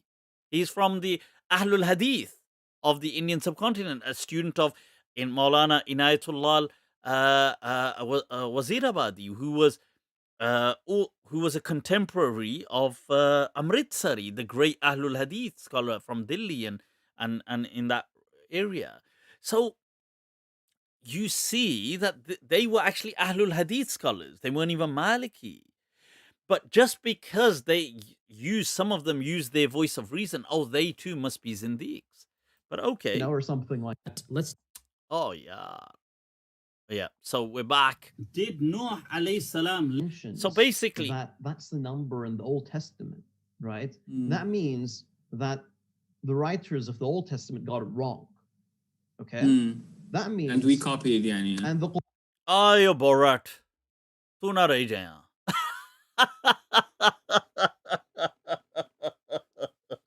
Ayo Borat, he's got to give his 2 pence in it.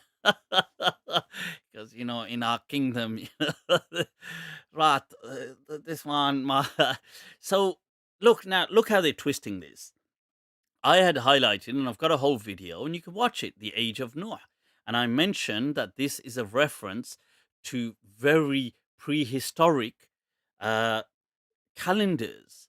It's not a reference to contemporary calendars of these years, and that's why Allah uses 2 different words for years in the same verse. He uses sana and am. Why? Well, that's really... And Allah does not say he was, 950 years old. He says he uses 1,000 minus this years, and he uses it in a way which is really...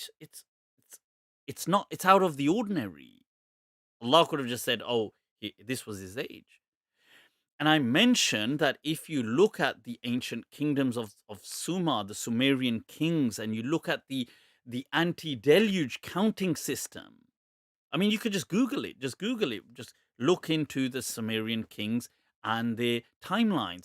And they're measured in things like 1,200 years, 3,000 years, 900 years. They're measured like in hundreds, and many of them, they had a multiplication system that they would, and this is where things like in the ancient Sumer, where things like the wheel were discovered, and 360 we inherit it from them.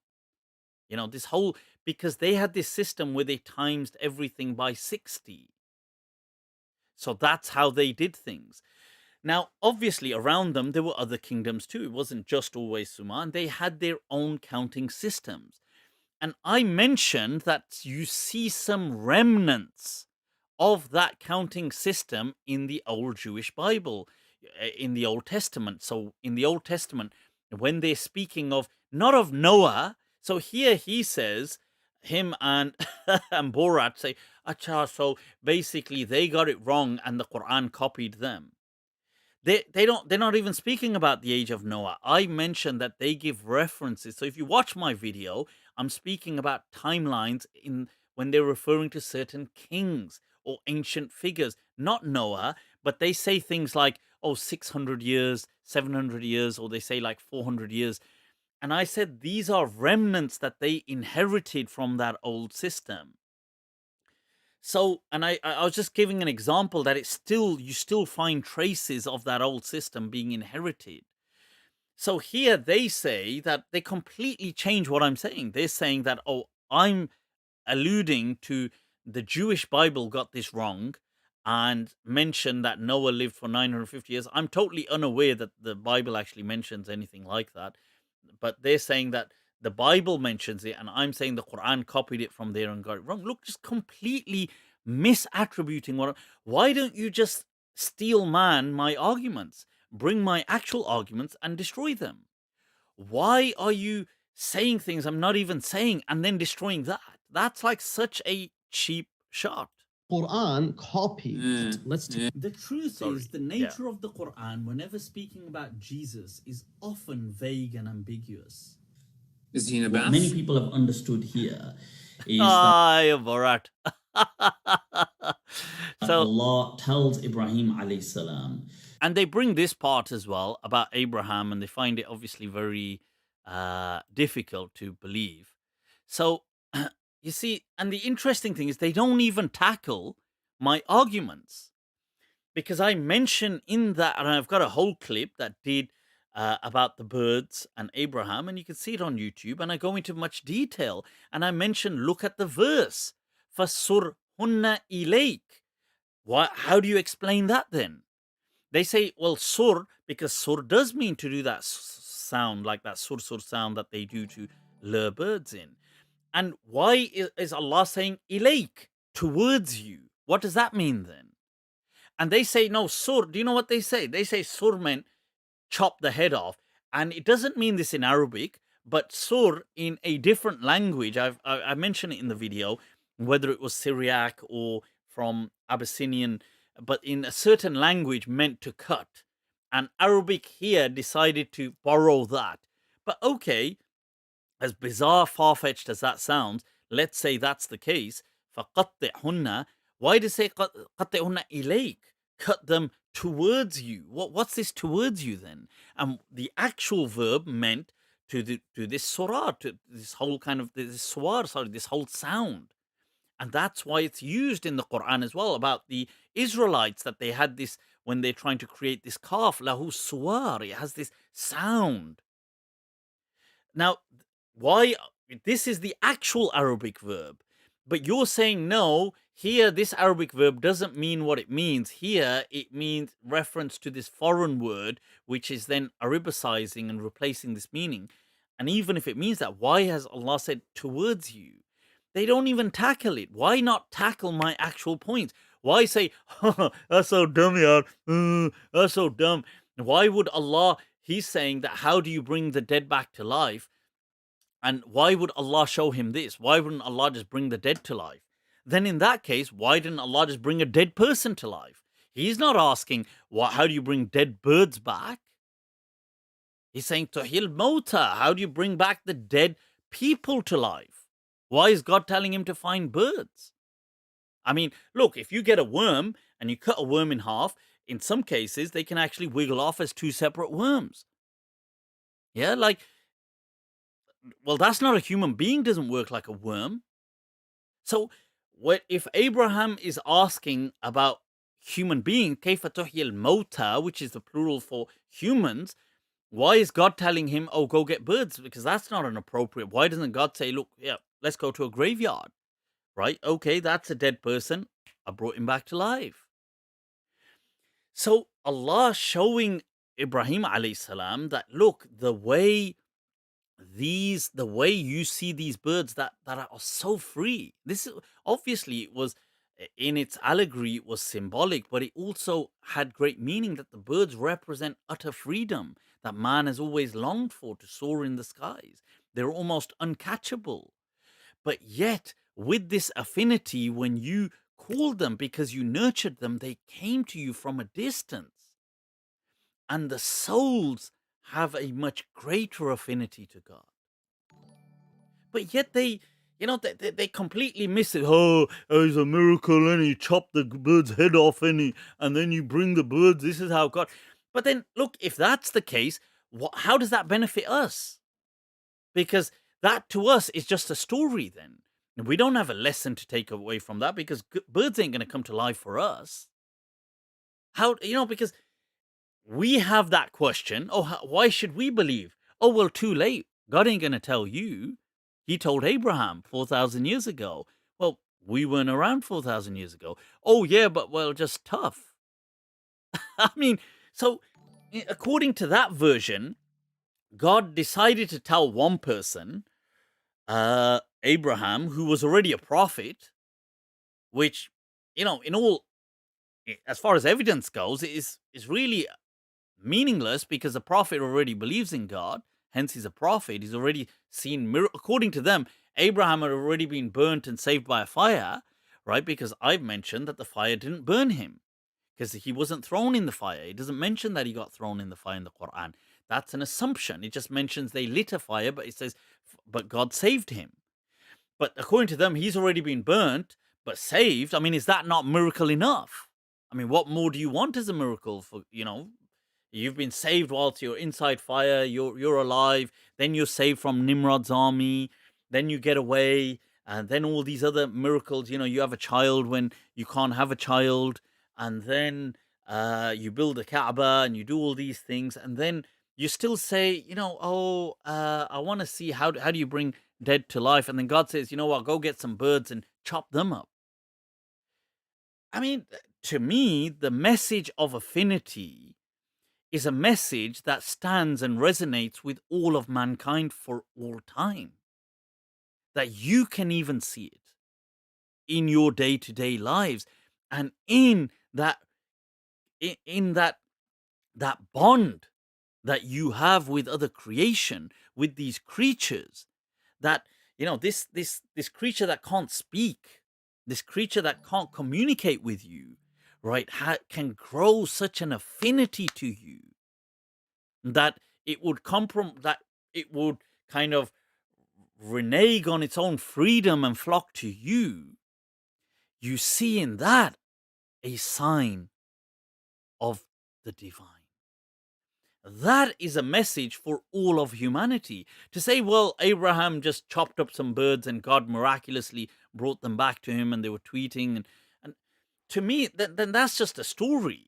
You can't really do anything with that. You can't practice that. You can't kind of go chopping up birds. They're not going to come back to life for you. But yeah, so why not tackle my actual thing, what I said in my clip? This is my point. They don't do that. They just straw man, but they say my arguments are so easy to defeat, but they never tackle them. Let's Sorry, Sheikh Yasser Qadi Saab keeps coming back.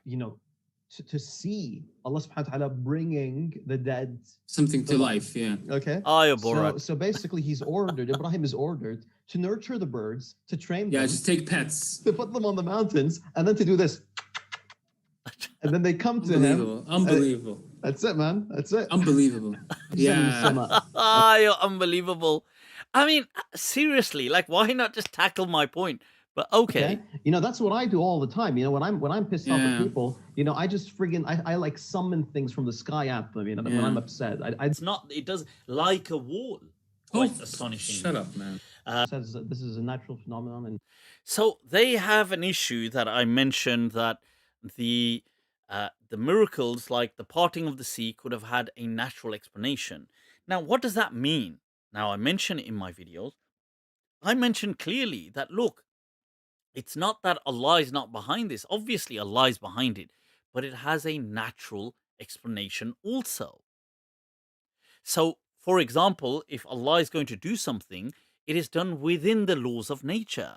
Allah doesn't just, He's not, just something's not just going to appear out of nothing.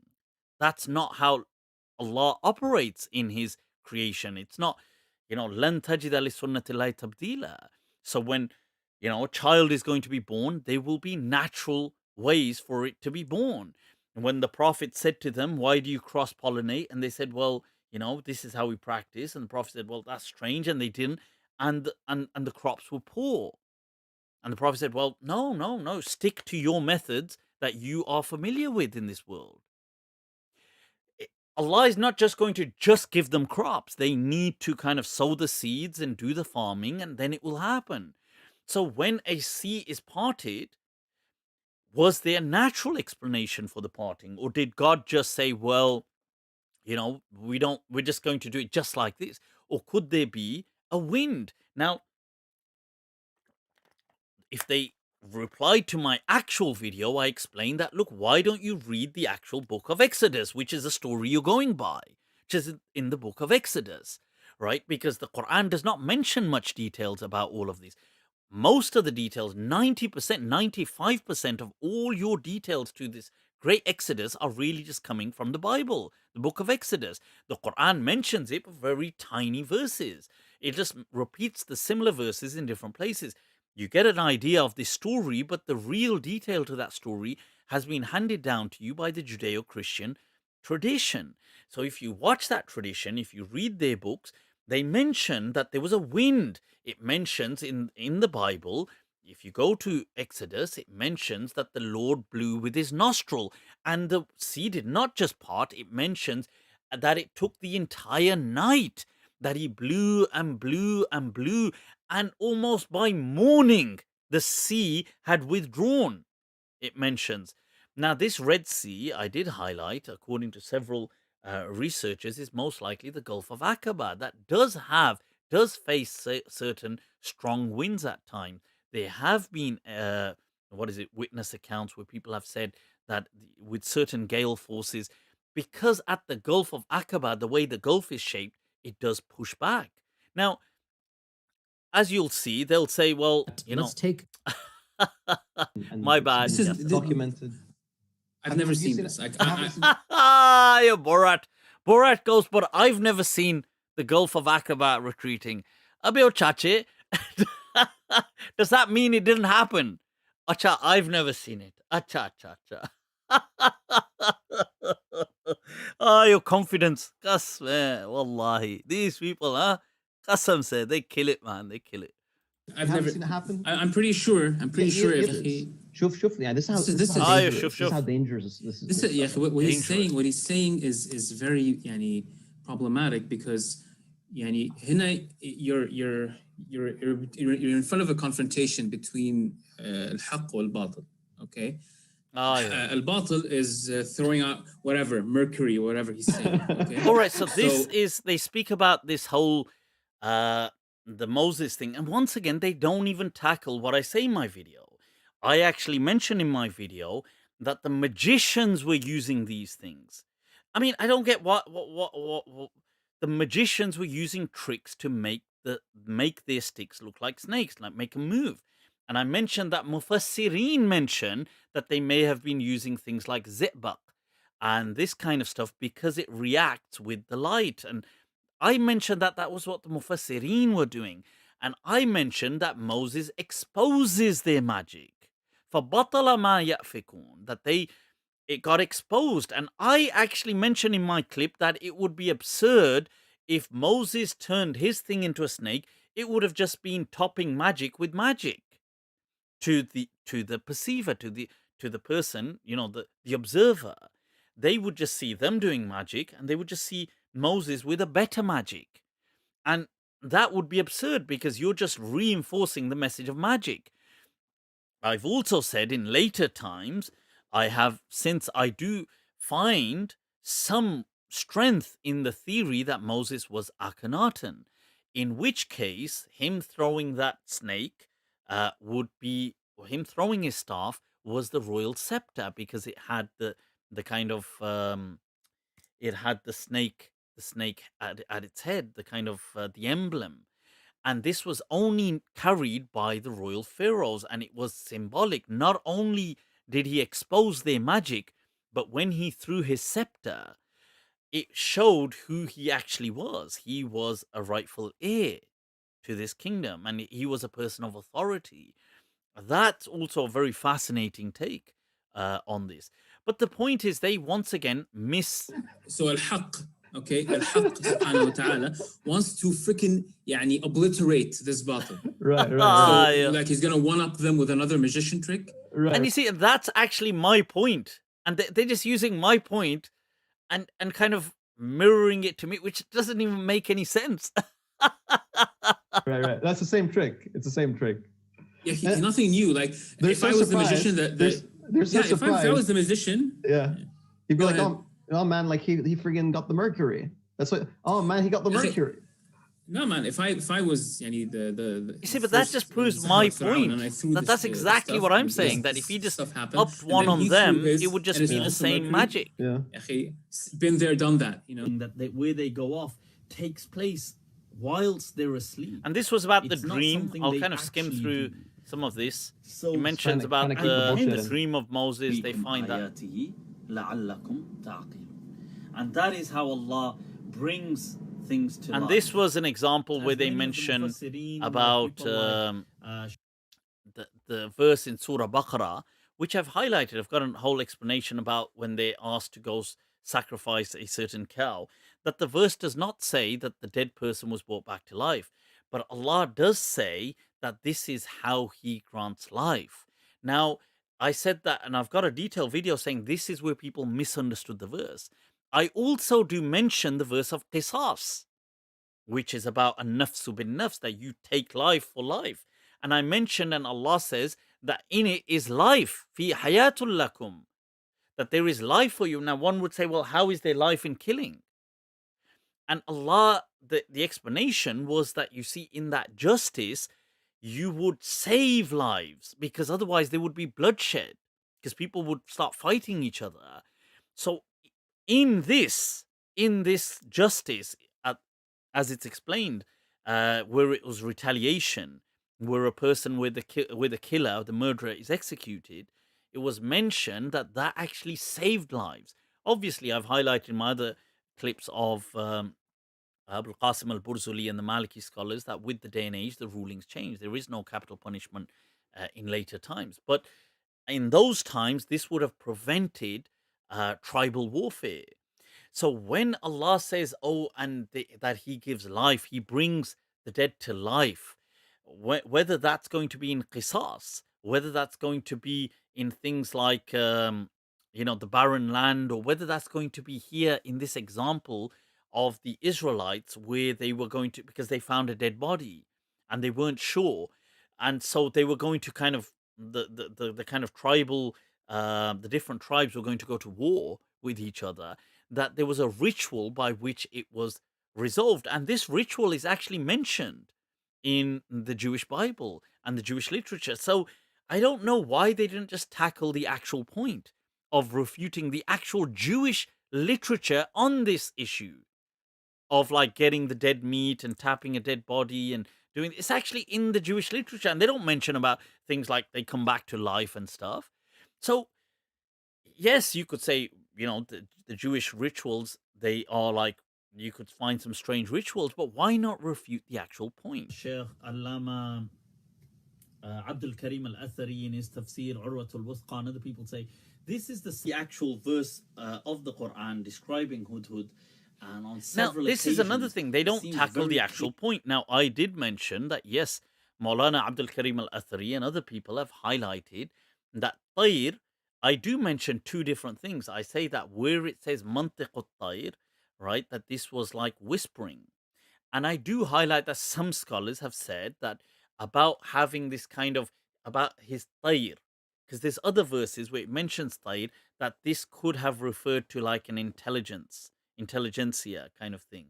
Because if he was this great ruler who he was, as Sulaiman alayhi salam, he must have had like an intelligence agency. He must, his own version in that day and age, people who bring, they kind of bring intel about neighboring empires to him. Now, I mention about Hudhud. I do not say Hudhud was from the Tayr and so on. I mention that if you look at those verses and see this, they just cut and paste it. I say that the verses addressing Hudhud are addressing him as a human being. Now, why didn't they tackle that? Because that is how the Quran says, that if he doesn't explain this to me, then I'm going to... Do birds explain things to you? That Solomon is so angry with this bird that he says, I'm going to slaughter this. This is what I'm going to do. I'm going to slaughter him. And then he says to him, Asadaqta am kunta min al-kadhib? Are you from the kadhib? You don't address animals with these plurals. This is only for human beings in the Arabic language. Why not address that? So why is Solomon addressing a bird? First of all, how does a bird have cognition? How does a bird speak, right? And actually, because he's being held accountable, and Solomon is really angry with this bird. I mean, I could understand, you could have a pet and be upset, but he's really angry that he's going to torture this pet, right? This is what, according to their understanding. And then why is this bird being addressed as a human, using human language and pronouns in the Arabic language? Why not answer the actual question? So clear that this is a particular person that Sulaiman alayhi salam is addressing. What is he talking about? Bro, the birds were the intelligentsia. Shuf, here's what's really interesting. Asking them to go get her throne. Now, the throne of Sheba, they don't answer the actual thing, because I mentioned, are you saying that prophets would steal thrones? That's a huge problem. Why? It's theft. Now, what's an alternative narrative? And that I do actually mention makes sense. And once again, in the Tafsir Urwatul Wuthqa, Sheikh Abdul Karim, Maulana Abdul Karim al-Athari. Zindiq. Who's that? Who's that? Some random Zindiq. See, look, some random Zindiq. had Now, this is the thing. Now, detailed just because you descriptions, this don't kitab know, of key just because you don't know people, they're now Zindiqs. That means they're hidden kafirs. I mean, here is a scholar who has written, what is that, in 9 volumes there, a tafsir of the Quran. He was a khatib his entire life. He was also, he's written other works on the Quran, on hadith. He was Ahlul Hadith. He was not Maliki or whatever, he was Salafi. He has written this, but just because his view now is something that concurs with my view, he must be also a hidden kafir, a zindiq, who really hates Islam, and his ultimate plot is to mislead people and take them into hell. And the way he does this is he spends his whole life becoming a scholar in Islam and then being a khatib in a mosque till he dies. Your conspiracies. Yes, man. So key features of landmark. So I mentioned that events or landmark. I'm trying to get this. I can make you from that. That was about Zindiq.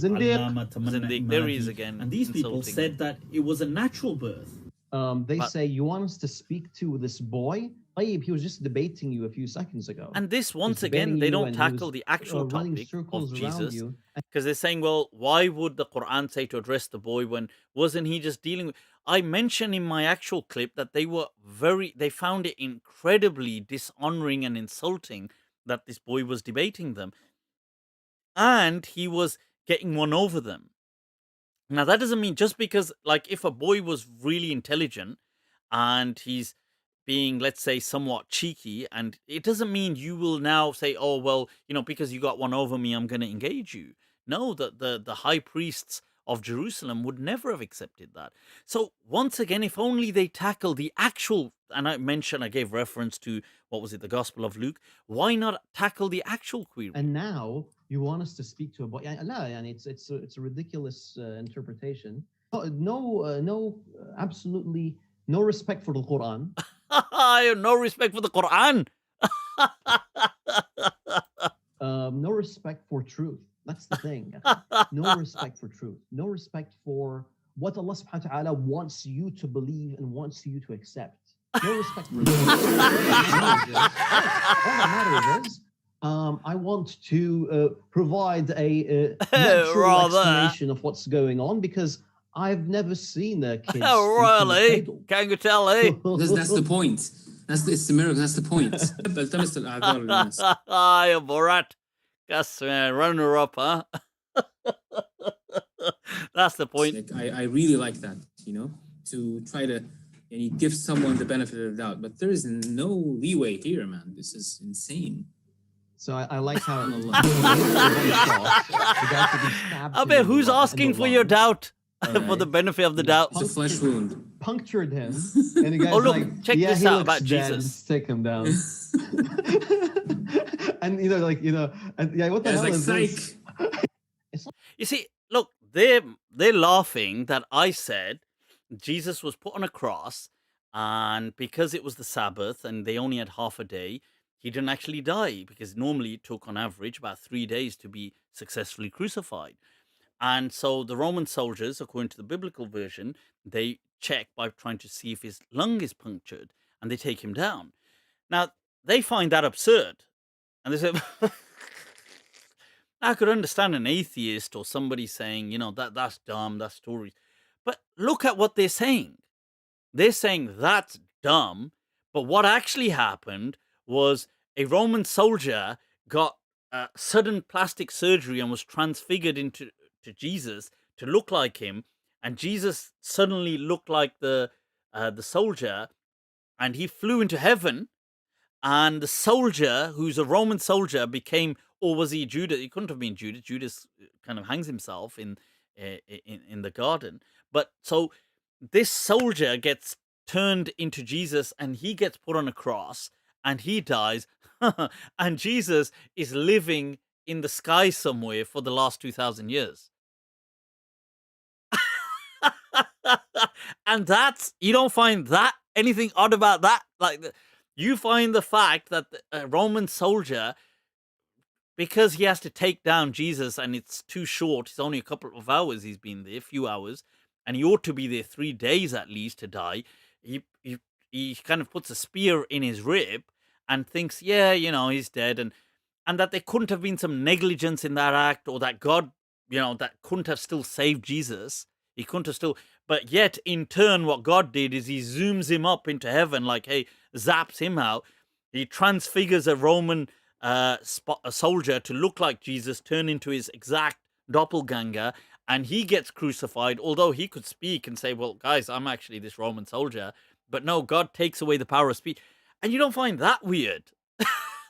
I mean, for God's sake, like, once again, if you just tackle the real question. He's saying. It's the idiots. They're donating. They're subscribing. And this is the real thing that burns. What the hell is wrong with you people? Like, you'd pay money to someone when he says crap like that? What the hell is wrong with you? Maybe he has an arrangement, like, pay it and I'll pay it. See, that they can't even accept, like, they believe that I must pay people, like, check this out.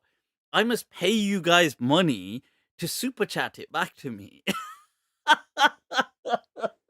Because in their mind, it's inconceivable. Like, this is like this has to be a plot. Like, how could people be kind of, like, supporting him or showing him love, or, sending super chat? How could this even happen? Like, the way it's happened is he's kind of planned it with these guys and sent them money. Oh, damn, guys, huh?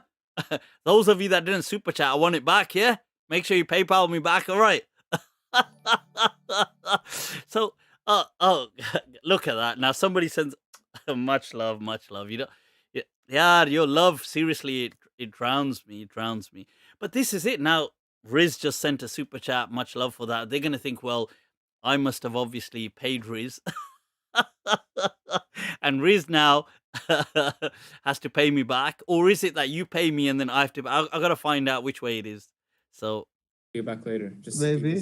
Nah. I'm getting. Bro, you have like freaking sucker bone every minute, bro. Look at the sucker bone. I would like cut the cords, bro. Look at the hatred. Honestly, I'm gonna be honest with you, people. I don't like these people because of what they, the way they do things, and obviously that kind of, that nutcase mentality that they have, the Wahhabis that they are. I don't like them, but I honestly tell you, and I say this legitimately, wallahi, you can ask the people who know me personally. I have no hatred against these people. Seriously, wallahi, no hatred. Yeah, I don't like them. And the reason I don't like them is because of the nonsense they keep doing. But I don't have hatred in my heart. Like, to me, like, okay, yeah, they're fools. And, they're kind of cultish and whatever. But I don't have hatred for them. But here you see that these people become engulfed by hatred. Like, look at that. Like, I personally... Look. Marna to sabko hai. Everybody has to die someday, yeah. But I can say, walillahi alhamd, like, Allah has shown me a life that I don't believe I deserve, to be honest with you. Like, so many things which are undeserving. Like, I've lived a life with so much of it that I can't even tell you guys about. Otherwise, this one. Seriously, like, what I've lived isn't even a fraction of what you guys get to see. Now, fair enough, everybody has to go at some point. But the thought, that, like, okay, when we do go, I could say, Lillahi alhamd, it's been amazing. But yet, this kind of, oh my God, if he was on his deathbed, and he was about to say Tawbah, I would pull the cord and prevent him.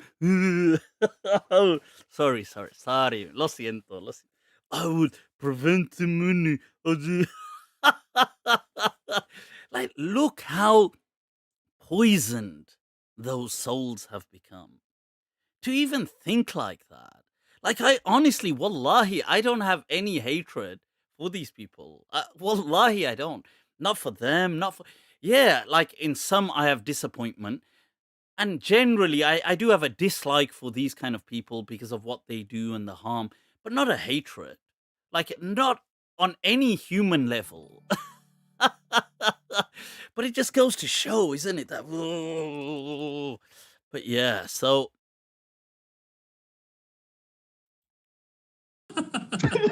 What's your message to the friggin' idiots that subscribe and share and pay him and friggin' donate to him? He says that again, you know. You're a Wahhabi. This is the sort of thing. This is the sort of bullshit that Wahhabi would say. I'm joined by my seriously, this is exactly the problem. This is why this is the sort of thing. I had to get that clip for them to say, look, guys, and don't wobble. Then don't wobble. Then when you wobble, you know? Tell me, huh? You fall. This is the problem. They shouldn't be wobbling then. When you wobble, you become a wobbler.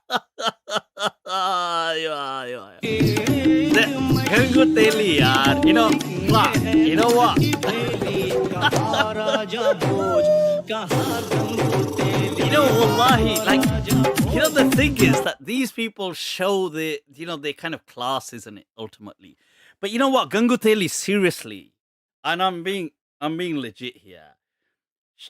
Send me your PayPal, yaar. I'm gonna send you a gift from me. Jio, yaar, Jio.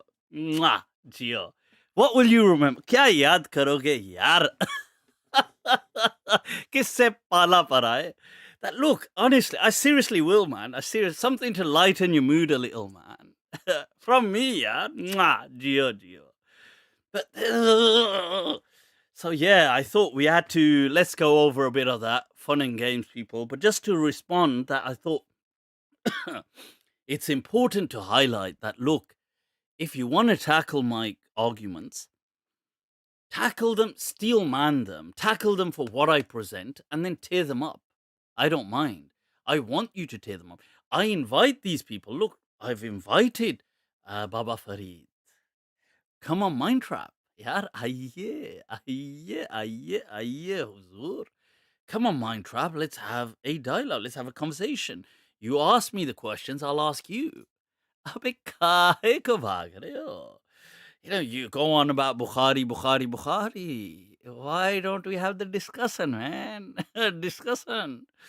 They won't. You know, they'll tweet all these tweets. He's a child. I won't dignify him with a dialogue. I don't have debates or dialogues with, what is it? With deviants and heretics and murtads and zindiqs. And why not? Why not? Because look, it'll just be a further, think about it, it'll boost your career. You know, nothing happens. Anytime if I sneeze, Farid makes a video, I'm going to end Mufti's career. I'm going to end Mufti Abu Layth's career. So look, why don't you just have a dialogue and end my career? Yeah, do it, man. Just do it. And it'll make your career, and you know, it'll be so easy to do. Just say, the answer to that is A, B, and C. But they know. This one above their pay grade, you know, above their pay grade. So people, with that, we gotta wrap it up. It's been epic as always. You guys, you know, much love for, it's so late, but you guys still hack it. You stay there. Oh, damn, I miss these super chats, man. Oh my God. Yaar, that much love. Honestly, sharminda kar dete ho, yaar. Honestly. You embarrass me. You know, it's like, oh, regime, much love. He says, look, Farid is jealous. They are, honestly. A lot of these people are just jealous because after 15 years, 20 years, all they have, what do they have to show? They don't have anything to show. I see Saracen said Farid is an incel. Muhammad Hassan said, Mufti asked me to send this super chat. Oh, Muhammad Hassan, yaar, come on, man. Don't do this one. Not nice, man. I'll pay you. Saqib, yeah, that, God, you're embarrassed. Honestly, man, you know, this much love. Saqib says they are just jealous. And if they had balls, they should come on Mindtrap. They should. Riz sent a super chat. Yeah, Riz said, I am an idiot. Yeah, you know what it is? You see, you people are people with true, genuine souls. Wallahi, honestly. And what disturbs these people is they don't find that love from people. They don't find that reception. They don't have that resonance with people because they're just preaching to a cult of incels. And obviously, what do you expect? They're just all bloody frustrated. And they're just all kind of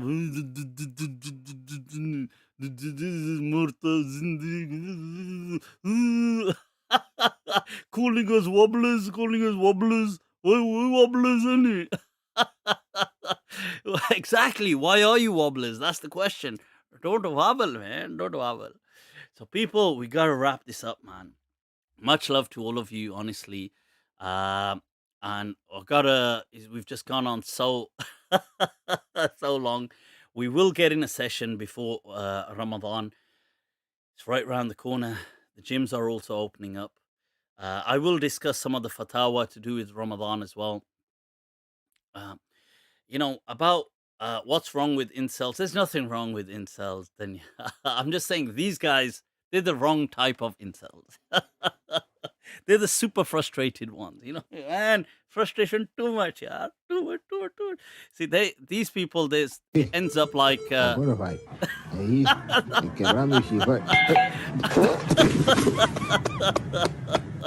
Guys, let's wrap this up. If you haven't already liked and subscribed and click the notification, man, just click it. So then, what the hell are you waiting for? Get on with it, god damn it. And people, any questions? Insta is probably a good place right now because it's quite easy to get back to interact with people on the HT Wells. He said, geez, contribution to the debauchery. Geo, mwah. Right, so people, you can message me on Insta. If you haven't already subscribed, do it. Get this out there. Get the love out there, people. You know what? I'm telling you, you can seriously, in years to come, you will see these words being lived out. That a revolution has already begun. Okay. And this battle will be won by the hearts and minds of the younger generation. And it will be one that it will be a battle that conquers the understanding, which is the true understanding of this faith, based on reason and compassion, okay, and a message of love. Not this kind of all this hatred, chuck him out of Islam, chuck them in hell, he's going to hell, wallahi he's going to hell. Wallahi he's going to hell. You know, this, oh my God, it's so embarrassing, isn't it, that we have these people as Muslims. But yeah, more super chat. Sami, you're doing it, yeah. Geo. Guys, let's wrap this up. Over and out, man. Much love. I tell you what, just to seal it, we'll put Gangu Teli on and off we go.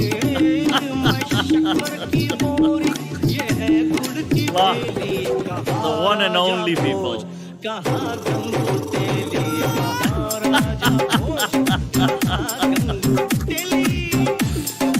that dance, man. That's what it's all about.